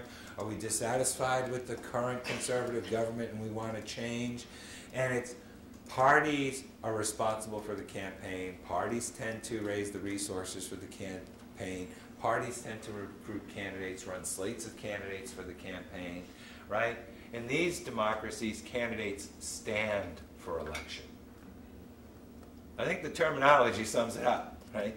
In those legislatures, candidates stand for election. In the United States, candidates run for election, right? Compete in party primaries to get access to a general election ballot where they are then named as the party nominee. Okay? This means that in the United States, candidates are responsible for their own campaigns. It means generally that, for the most part in the United States, with candidate-centered campaigns, candidates are going to focus on their own constituencies and local concerns. As Tip O'Neill said, all politics is local. And therefore, all members of Congress focus on the local politics. What does that mean? It means that a lot of legislative behavior can be explained by this simple desire. Think about it. And What it means is that most members of Congress, I tend to be, and I just say, I tend to share the view that the problem is less that members of Congress are out of touch with their constituents. I tend to be more on the side that members of Congress are too in touch with their constituents. You know, there's too much concern about what do they think. Okay? There's not enough refinement and enlargement anymore. And the reason why I say that is because if you think about it, one of the things that's developed is the rise of what I call the permanent campaign. This constant concern about re-election. And how does that start? It starts with some of the changes that we see in legislative behavior that are geared towards electoral concerns. What do I mean? First, you've seen a big change in Congress over time in terms of the resources members of Congress have available to keep in touch with their constituents. And you know, there's two sides to each coin. On the one side, this guarantees better representation and constituent servicing. On the other side, this gives a big advantage to incumbents. What do I mean? Think about some of the basics. Office and staff. If I'm an incumbent, I get a big office and staff. You don't, right? More and more staff located back in the district. You know, in fact, if you want to like plot these trends or do some things with students, you know, a nice resource is Norm Ornstein, Tom Mann, Michael Malvin for years have done a book, Vital Statistics on Congress. I always have on my desk a copy of the newest copy of Vital Statistics on Congress. Because it's one of the great cheat sheets in America. Everything you need to know about Congress, they have the numbers in the table going back, in some cases, all the way. So, you know, one of the things, it's everything from number of staff to all the backgrounds of the members, composition of the Senate and House, how much money they spend, workload, number of bills, every fact and figure you want. And one of the things that always struck me when I was lecturing about Congress was you look at this chart on congressional staff, and you really see how in the 60s, 70s, 80s, the number of staff grew. And the number of staff not only grew, but the share of staff that was back in the district grew. To the point where now most House members, a third of their staff is back in the district offices. You know, Senate members have lots of staff back home in the state. On the one side, that promotes a lot of access for the public. Right? As you all know, you can take yourself right into a member of Congress's office right there in the district or right there in your state and talk to somebody. Right? You can bring your class there and talk to somebody, right? If you have a problem, you can go to that office and they'll do what they can to help you. They're always there to represent you. But on the other side of that is the fact that it provides this kind of permanent resource for the member of Congress. The franking privilege of free mail. Okay? The trips back home to the districts. Right? Under current congressional budgets, I think you get 33 trips back home now if you're a member of the House. So that's 33 weeks you're back in the district. Most members now, I actually am lucky because being from Maine, you get to see your members of Congress a lot. There aren't a lot of us that have to share. More importantly, being someone who comes to Washington a lot, I'm frequently heading back on Thursday night with them to Maine. And since we're going to Maine, and there's only 34 seats in the plane, you tend to get to talk a lot. But what that shows you is the members are always going back home. Okay? They're constantly in that re-election mode. This is one of the things that has spurred so much emphasis on constituency servicing. Mail, answering phone calls, addressing their missed Social Security check, getting a flag, getting a picture for someone who wants a picture of Michelle Obama. Let's get this done, right? The other thing is more and more emphasis on getting federal resources to the district. which led over recent decades to more pork barrel behavior, more earmarks, more targeting funds to programs back home to show that you're an effective representative, you answer constituent requests, you get things done from the federal government, and you bring home money and projects to the district. Okay? On the one hand, that's all good representation, if that's, you know, what a member of Congress is supposed to be doing. On the other hand, that builds up political support, trust, name recognition, media attention.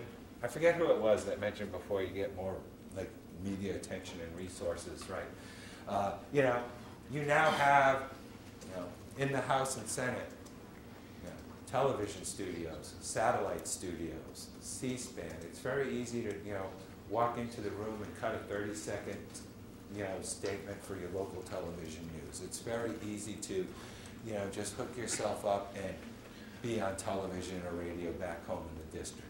It's very easy to go on C-SPAN and do those 1-minute speeches that you can now post on YouTube or on video to reach out to your constituents. Taken as a whole, that's millions of dollars in resources that a member of Congress has that their challenger does not. Okay? And it promotes behavior that focuses more on the singular interests of a district or state than on the collective interests as a whole. It encourages more representation away from, if we want to use our terms earlier, you know, the trustee model, much more towards the delegate model, if not more the mirroring model. Moreover, it affects legislative behavior and the fact that, you know, members of Congress more and more develop home styles as well as hill styles. Are you familiar with this concept of home style? Some of you are. Okay. This is something that developed first from Richard Fenno, very astute scholar of Congress who followed members of Congress around and started actually back in the 70s and first kind of articulated this in a book he called Home Style. That it's the idea of how members of Congress behave and portray themselves tends to be different back home than on Capitol Hill. And how their home style tends to be very focused on, you know, knowing the people and the concerns of the districts and the problems of the district and being one of them. And one of the things you can look at if you want to see this is, you know, the number of town halls members of Congress now conduct, the number of district office hours, the number of trips around the district, the amount of time they spend back home visiting different plants, businesses, organizations, groups, to show that you can trust me. I know you, I understand the people in my district. I think the most extreme case I read about, and I read it quickly in a news article recently, there's a member, I think, from Illinois who's called every constituent, right? Mm-hmm. He's called like 300,000 constituents. Whenever he has time, no matter where he is throughout the day, he's always got his cell phone, and he just generates random lists of phone numbers of people back home in the district and just calls them cold to talk to them, see what they're thinking about. Okay? That type of behavior further has political benefits as you think about an election context. Okay? So that as a result, they're not only focused more on the district, but they're doing more of these listening tours, traveling the districts, getting to know everyone in their district. This type of activity promotes a lot of individual responsiveness, and it promotes a real emphasis on local concerns that helps to encourage safe re-election campaigns. At the same time, it can also serve to discourage public views of the institution, since in their home styles, many of these members tend to run against Congress rather than embrace and support the institution. Especially over the course of the last decade, where there's been so much angst and concern about the government of Washington, it's much easier to run against Washington than to run with it. And as a matter of home style, you always want to show you have not become part of that aristocracy. You have not become part of that elite in Washington. Okay? We run against Washington. Just, frankly, my favorite thing about congressional elections. I know as civic educators, you find this sad, but I get some bizarre enjoyment out of the fact that people who've served 30 years in the United States Congress are running because they're a Washington outsider. Okay.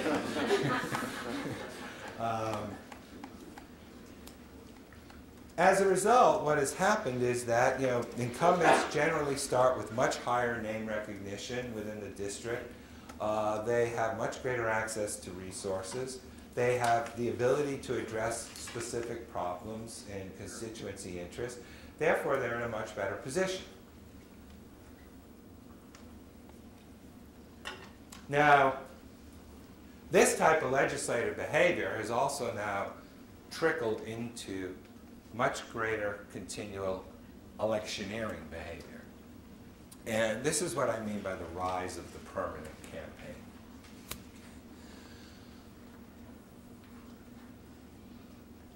Elections, as you all know, become more expensive.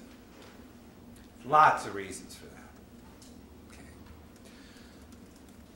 One is, in a candidate-centered campaign, the candidate themselves, him or herself, is responsible for raising the money for the campaign. As campaigns have developed, particularly over the course of the last 30 years, what have you seen? Congressional elections have started to adapt the methods used in higher level races, and there tends to be greater cost. Their constituencies are getting bigger. Now on average you got, what, 670,000 people, 500,000 voting age population in a congressional district. That's a lot more people trying to reach out in contact. Much more use of television and radio, particularly in Senate campaigns. In the House, it's mail that tends to be increasingly expensive. People think campaigns, they think television and radio, but in actually a lot of House races, that doesn't really play any role. Because, if I'm a House member from New York, I'm not going to buy New York City TV for my congressional race.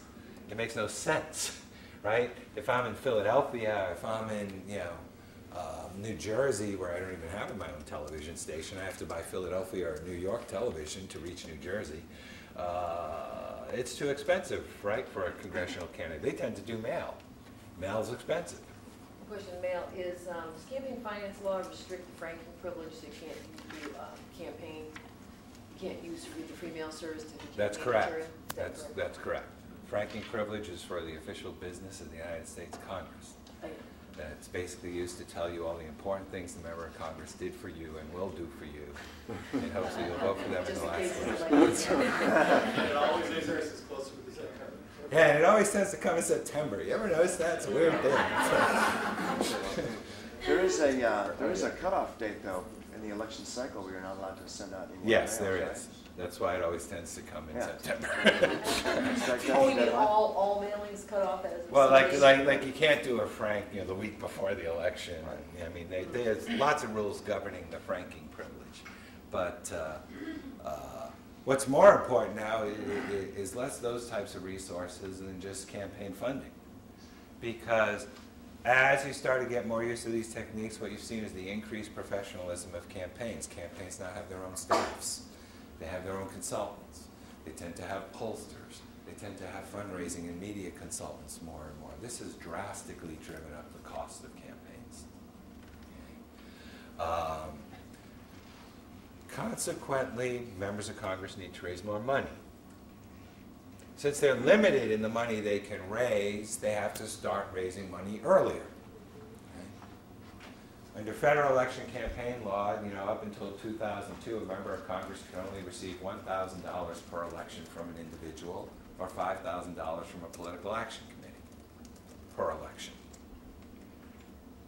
So I can get $1,000 for the primary election, $1,000 for the general election, a total of $2,000. Well, if I used to, raise $50,000, and now I got to raise $150,000, I got to go out and get more contributions. That means I got to spend more time raising money. More people. More people. or I got to raise more money more efficiently. Okay. Now, an individual can give me $1,000, but there's not a lot of individuals out there with $1,000 to give me. So that means I'm going to have to go out and raise, you know, $20, $50 contributions. Or perhaps I can get money from a political action committee here in Washington that can give me $5,000 per election, or $10,000 total. And surprise, surprise, members of Congress started to focus more on political action committees as their source of funding. Are small donor committees separate? Small donor committees, or is that a statewide classification? Oh, Individuals. that's a statewide classification. That's a statewide classification, okay. Yeah, generally in federal election law you have individuals or political action Oh, committees. individuals are Okay. And in 2002, as part of the McCain-Feingold law, they increased the amount an individual could give to $2,000 per election adjusted for inflation. So in 2012, you can give a member of Congress $2,500 per election. Which interestingly had the effect of allowing members of Congress to raise more money. Consequently, what happened is candidates began to raise more and more money earlier and earlier, and a larger share of that money tended to come from the political action committees. Why? Because many of the political action committees tend to be committees that are concerned with gaining access to Congress or are more focused on policy making on Capitol Hill, and therefore have a greater interest in giving money to members of Congress. For the most part, political action committees are seeking access to Capitol Hill, so they tend to concentrate their contributions on incumbent members of Congress. How much? About 75% of the money given by PACs goes to incumbents. What's the current PAC limit? Current PAC limit is still $5,000 per election. They never changed it. Can't do anything. Corporations, labor unions cannot use any of their treasury funds to make a contribution to a political candidate for Congress. Am I imagining, or do I see double and triple digit contributions sometimes to candidates that I read about? Am I imagining that? Yes. And there's just all kinds of PACs. There's so many PACs that you can get $5,000. Well, you know, there are right now about 4,100 PACs registered at the federal level. But of those 4,100 PACs, it's only about 10% of the PACs that give most of the money. I mean, there are a lot of PACs that don't give much money at all. But the top 2 to 5% of political action committees give probably 40% of the money. What you have are some PACs that are very well funded and give to a lot of members of Congress. Nonetheless, you know, PACs as a whole gave $400 million to congressional candidates in the last election cycle. About 80% of that money goes to incumbents, 75%. Most of the rest goes to candidates who are in open seat races, where there's no incumbent and it's up for grabs. And then a very little, maybe 8%, will go to challengers with a chance of defeating an incumbent.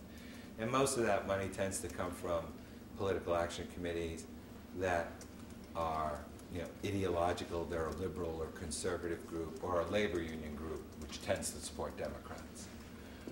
So there was a lot of money that started to flow in. Have we seen an effect from Citizens United? Like, how's that kind of weighed in on all this? Or is it just too soon to measure? No, I'll put it in. We'll do it this way. So what happened was members of Congress started more and more to raise money. What was important was they started to raise money earlier and earlier and earlier. So that if you look since 1979, particularly if you look in the last 15 years, the amount of money raised in the year before an election has grown dramatically. And the amount of money raised in the first 6 months of a House member's term has risen dramatically. The amount of money raised by a Senate candidate in year 1 or 2 has risen dramatically. You know, particularly now in these Senate races where they're looking at having to raise $10, $15, $20 million. If you got to do that in $5,000 and $2,500 chunks, you've got to stop very early. And therefore, what's happened is that more and more time is spent on the electioneering. Okay. That led to then, I think, 3 things that have really changed things in the last few election cycles. You know, people tend to ask me, you know, why does it seem to have gotten so bad lately? And I think that there are a couple of developments that have taken place. Okay. First, as we said at the top, elections determine majority control. Majority control then determines all kinds of things. Most importantly, the leadership of the body, agenda, whether you have unified or divided government. Okay. As party line voting has increased in Congress, particularly in the period, say, since '94, when the Republicans returned to power in the Congress, and you started to have more and more closer Congresses, the fight for majority control became more intense. And therefore, party line voting was reinforced more and more because we've got a slim majority, we've got to hold on to our majority, which meant that those races where there was a chance of change became increasingly important to both sides. And there was basically a pool of about 30 to 55 seats in any given election that were going to determine who had majority control. Consequently, the parties had a vested interest in making sure they had good candidates and won those seats. And the parties started to raise ever-increasing sums of money to spend in those elections. Okay? Because parties can spend money in support of their candidates. In fact, the political parties can spend unlimited amounts in support of their candidates as long as they don't coordinate with the candidate.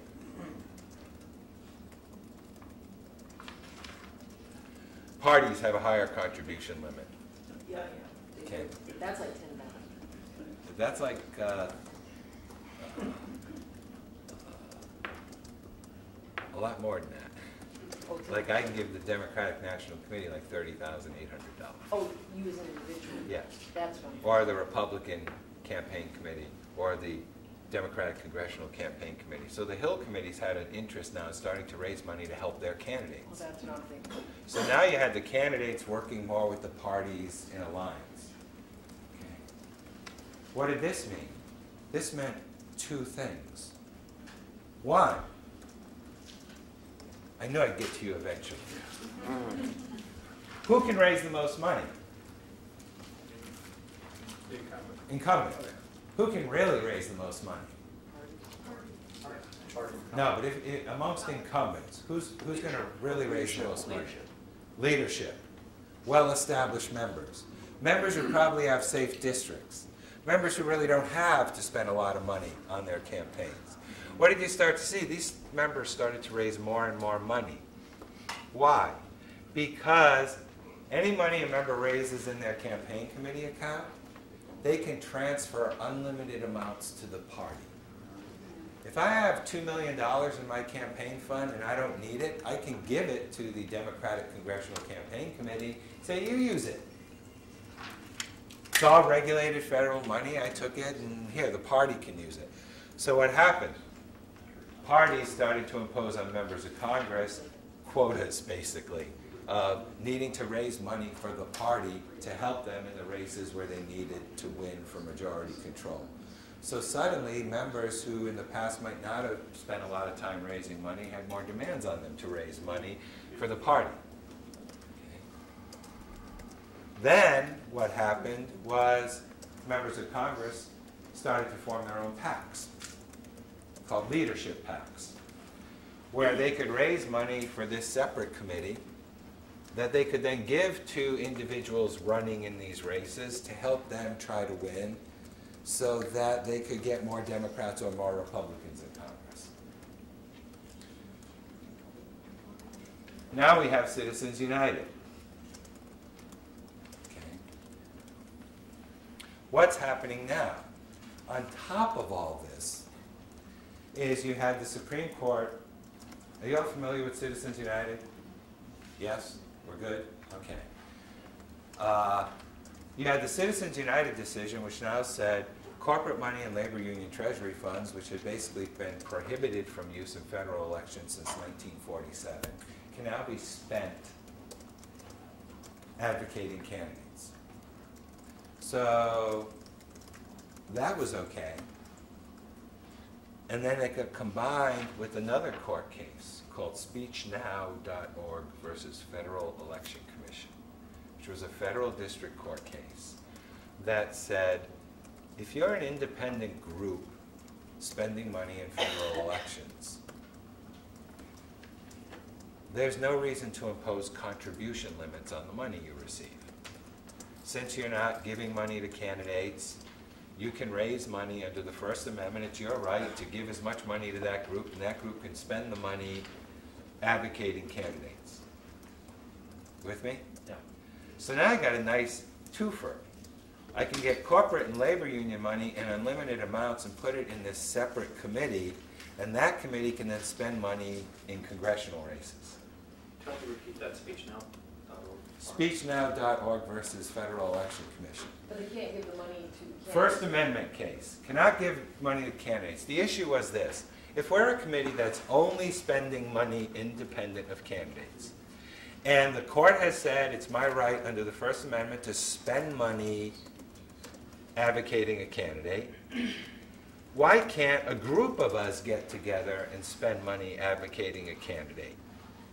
If there's no limit on how much an individual can spend out of his or her own pocket, why should there be a limit when a bunch of us get together and spend money out of our own pockets? So doesn't that render a PAC obsolete? See, this is why he does so well. So why now should I have a PAC limited to $5,000 from individuals and contributions that can then give $5,000 per election to a candidate? Why not set up an independent expenditure-only committee, or what the media now calls, and you're going to read a lot about this. This is the only reason why I'm boring you with all these details. This is what the 2012 elections are going to be all about. Super PACs. That's the term. That's what a super PAC is. So what's the difference between that and the Swift Boat Veterans for Truth crowd? That's Okay. 526. Sorry. Yeah. Yeah. Sorry. Hang on. Yeah. Super PAC, which is a group that is only going to spend money independently. We are not going to give any contributions to candidates. But I may go into a congressional race and spend $200,000 on advertising to help elect a candidate. Supreme Court says this is permissible. It doesn't corrupt the candidate, because as long as you're not giving money to the candidate, there's no risk of corruption. And the candidate can't consult with you, obviously. Right. The candidate cannot coordinate with you. Okay? But this is why you'll see most super PACs are run by people like Karl Rove, because they don't need to consult with the candidate to know what congressional election. Frankly, we don't need to consult. If we formed our own super PAC, I think with just one Google search, we could pretty much figure out what are the 30 congressional races that are going to matter where we need to spend money. Okay? So as a result, what's happened now, candidates are raising even more money because now they're concerned not about just the spending of their opponents, but now what they're concerned about is, gee, there's going to be party money coming in, there's going to be these super PACs coming in. I mean, some of these super PACs are planning to raise $100 to $120 million for 2012. And so, in the last election, you had 100 congressional races where the PAC spent more than one of the candidates. So they're becoming a much bigger voice in these elections. I think it's a very dangerous trend because, I know the Supreme Court likes to tell me that spending money doesn't corrupt candidates, but I'm like old-fashioned, and I think, if a guy sees like $250,000 in television dropped on his head, or what's happening now, and I bet Norm will talk about this, is if you're a member of Congress and someone says, well, if you vote this way, I understand there's a group that's going to be advertising against candidates who take this position. That's a very different dynamic in legislative behavior. Okay. How are these super PACs then going to influence initiative and referendum issues in states? Well, you already see this in some of the states where they have ballot committees that are not subject to campaign contribution limits. California, you see a lot of this, where you get a ballot initiative and the two sides line up. David Broder wrote a great book about this a while back.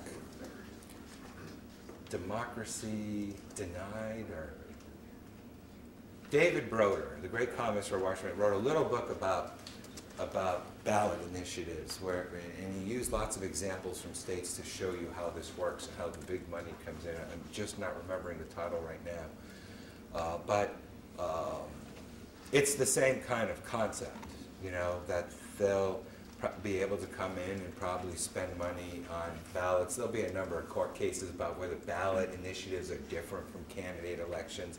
There'll be some court cases on whether judicial elections are different, but you know, essentially the same types of things will occur, especially in the post-Citizens United environment, because all those states now that prohibited corporate expenditures, those laws have all been struck down. You know, I think where the biggest problem is not so much in ballot initiatives. I think where the big problem is now is in judicial elections, in those states that elect judges. This is what I've been working on most of the time the last year, and it's very disconcerting how, you know, select interest groups are going in now and getting involved in state Supreme Court races to influence the outcome of state Supreme Court races, you know, like they did in Iowa last time around, where, you know, the Iowa Supreme Court rendered a 7-0 decision that the definition of Marriage Act that they had passed violated equal protection under the Iowa Constitution. 3 of the judges were up for retention, which is the basic vote of yes, no, do you want to keep this Supreme Court judge? In the history of Iowa, none of these retention elections had never been an issue. 2 groups came in, spent money against those 3 judges and defeated them for their vote on the marriage case. Including the Chief Justice. Yeah, including the Chief Justice, which is probably a signal to the other 4. And so that's a real problem when you think about rule of law and impartial administration of justice. But that's a big, big, big tangent. I haven't had a chance to read this book. I think it's relatively new, but it's called Macroeconomics by Tapscott and Williams. And they go into this idea of, like, what you're touching on, is Schumpeter's creative destruction. And is that one of your concerns? Is that a topic that you're exploring? Yeah, I think that that's a concern. If you look at these congressional elections now, you know, what are you seeing? Okay, you kind of have 2 streams, right? There was the old stream of what you might take from your textbooks, where members of Congress, incumbents, tended to raise a lot of money. They tended to raise it from larger donors and political action committees. That challengers tended to be underfunded. You know, and this is one of the problems, getting back to safe districts. Part of the problem you have is that, you know, it's a situation where it's feast or famine. If you are, you know, an incumbent, you're going to have plenty of money. Most challengers have great difficulty raising money because they're not expected to win. In those races that are toss-ups, there's huge amounts of money now. I mean, huge amounts of money, because that's where everyone puts their money. Okay. Then there was another stream of, could this stream actually end up being overcome by new technology, small donors, internet fundraising, you know, the Obama example, right? That $10 from hundreds of thousands of people can make a difference. If you look at the Tea Party, that was a big difference. I mean, you look at someone like Sharon Angle in Nevada, or Michelle Bachmann, who I've been looking at a lot lately for various reasons.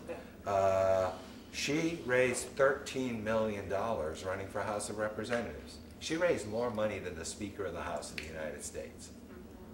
Okay, that's hard to do. And half of it came from small contributions from all around the country. You know? Same thing with Sharon Angle, raised millions of dollars from small donors from around the country. So one of the issues was, you know, this small donor revolution kind of coming that will start supporting different kinds of candidates than the traditional kind of party candidates. And is this the kind of creative destruction we're going to see in fundraising now? If you're a candidate with some good ideas, who people start to get to know and like, they can respond to you, and you don't need to be wired into this world of money. One, I think, of the big questions now facing us as an electoral system is this new stream of big money going to tamper the enthusiasm and movement of the emerging stream of small money? Or will the crowding effect of the small money be able to compete with the big money? I thought that the small money was kind of the future until the Citizens United decision. You know, I think the Citizens United decision is very dangerous in terms of the notion of how can my $20 matter when, you know, these companies are going to spend a lot of money. But that's what's going on right now. And I think that that's another aspect of the whole competition kind of changing mix we're going to see. We're just at the cusp because we don't see it, but these changing technologies give challengers access to the public and means of distributing message and social networking that never existed before. You know, 15 years ago, if I wanted to run a congressional campaign, I wanted to mail 100,000 people, I had to figure out, well, how am I going to get $1.04 to build the package, and then the mail cost, and it's $1.68 a piece. I need $168,000 to mail people. You know, now I can send out 100,000 emails along social networks and using viral messaging of the core 100 people I know in a way that was never possible before. Now, will that start to affect the dynamics of elections and bring a more populist attitude, bring more people into the process? That's one of the things we kind of have to wait and see. I mean, right now it's not a good moment to test that because there's such disapproval of Congress. But what you're seeing now is some effects where, you know, the electorate is swinging around back and forth. You know, in 2006, they kind of gave the Democrats a chance. They didn't like it. They didn't fix it. So they swung back to the Republicans. In 2010, you saw a lot of the Tea Party activism in certain states. You're going to see more of that disruption for a while because we're in one of these periods of kind of wave elections where the public you know, is not simply looking at candidates and their kind of the incumbents and that sort of thing.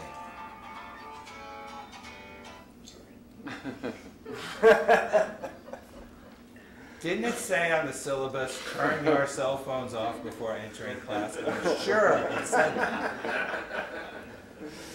You know, one of the things that we haven't really discussed, I mean, we were talking about the wave elections and all these different media that we can use, mediums that we can use to get the messages out. And one of the things we haven't really touched upon is the whole concept of the 24/7 news cycle and these quote-unquote news programs with the talking heads that are able to put these incumbents in front of the populace. Yeah, well, I mean, that's part of it. I know you're going to do a piece on media and interest groups as part of the seminar, but see, that's part of it. That's whole part of the access to media and resources.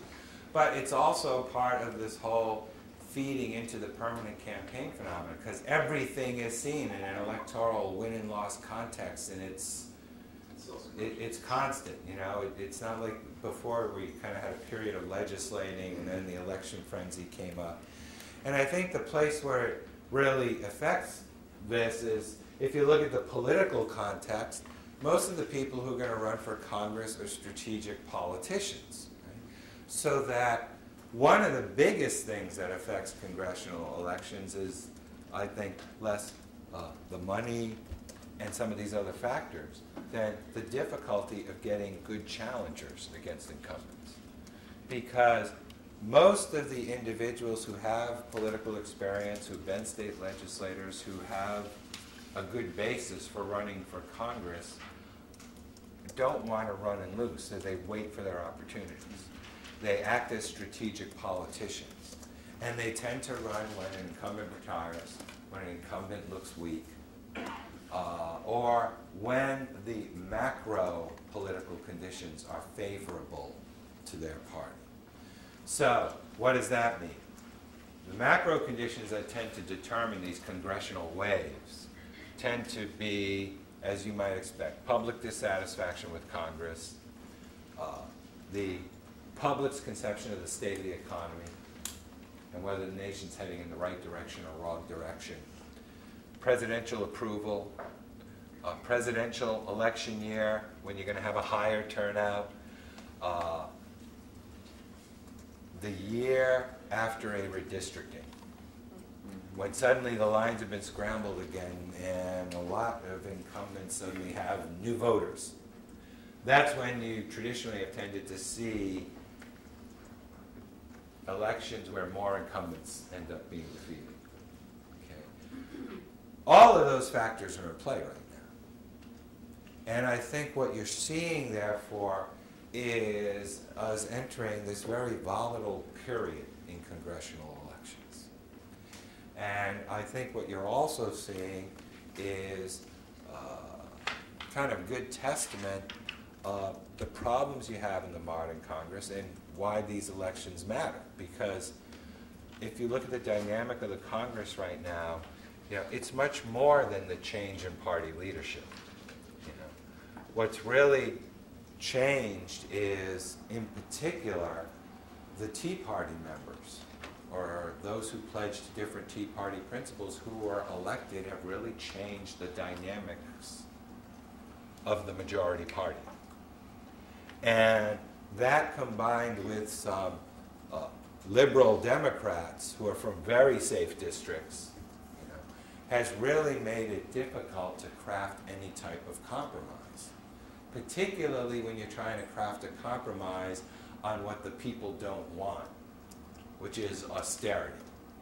They all want less government, they all want less government spending, they all want lower taxes. We all agree on that. So, okay, the hard measures needed to get there, there's no coalition for it. And I think, therefore, one of the problems is that Congress is monitoring the folks back home so closely. And how do elections matter? Enough members have taken the pledge that they would never raise taxes, or they would be for a balanced budget amendment, or they would cut the deficit, that they're not leaving themselves any room for compromise. And that's why this morning I said I think the biggest problem in Congress right now is the ideology, not parties, not the other things. Because when you stake out those positions, you don't leave yourself room for compromise. There's no room for the deliberation. There's no room to adapt to the national needs, and it makes it much harder to get something done. Earlier you mentioned, and we're all familiar with Tip O'Neill's remark that all politics is local, but once you factor in the super PACs, the party leadership campaigning, what has happened to local interest? Have not now our campaigns, even though it's from a particular district in a particular state, now become national in scope, and the districts themselves could be losing out somewhere? Yeah, you get some, well, there's two, again, you get two streams going on. One, more and more congressional elections becoming nationalized, but they're nationalized in a very limited number of races. And it's a battle between national and local. It's in some ways kind of just what the founders intended. What's happened is, the national interests all want to influence these elections. And they come in, and the parties are there, and they're playing, these PACs are playing, groups are playing, right? But basically, what you have is, when you have these wave elections, the incumbents, especially if they're on the wrong side of the wave, their campaign is all local. And that's why you see in so many of these races, the dynamic tends to be one candidate trying to nationalize the race. Oh, this guy's like for Obamacare, and this guy's with the president, and this guy is, voting with his party in Congress all the time. Versus the other candidates saying, you know me, I'm for you, I've represented you, here's what I've done for the district. When the wave's against you, you want to really concentrate on the local aspects and yourself as a person. Okay? When the wave is against someone, or when the wave's for you, you want to kind of jump on the wave and try to ride the wave. Okay? That's why this, as I noted, emphasis of elections on local concerns has become so important, even in this nationalized context of elections, because incumbents generally believe the way you defend yourself against these big wave elections is by being the local representative. And that's why those challenging them often try to force you to be the Washington insider versus me, the outsider. In some ways, in congressional elections, the strategies are kind of simple. You know, it's about our qualities as candidates, and for the incumbent, it's about I'm with you, not them.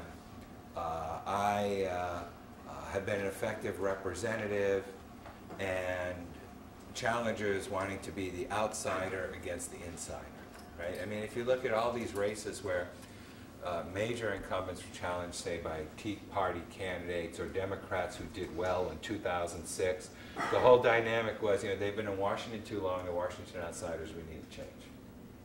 Okay.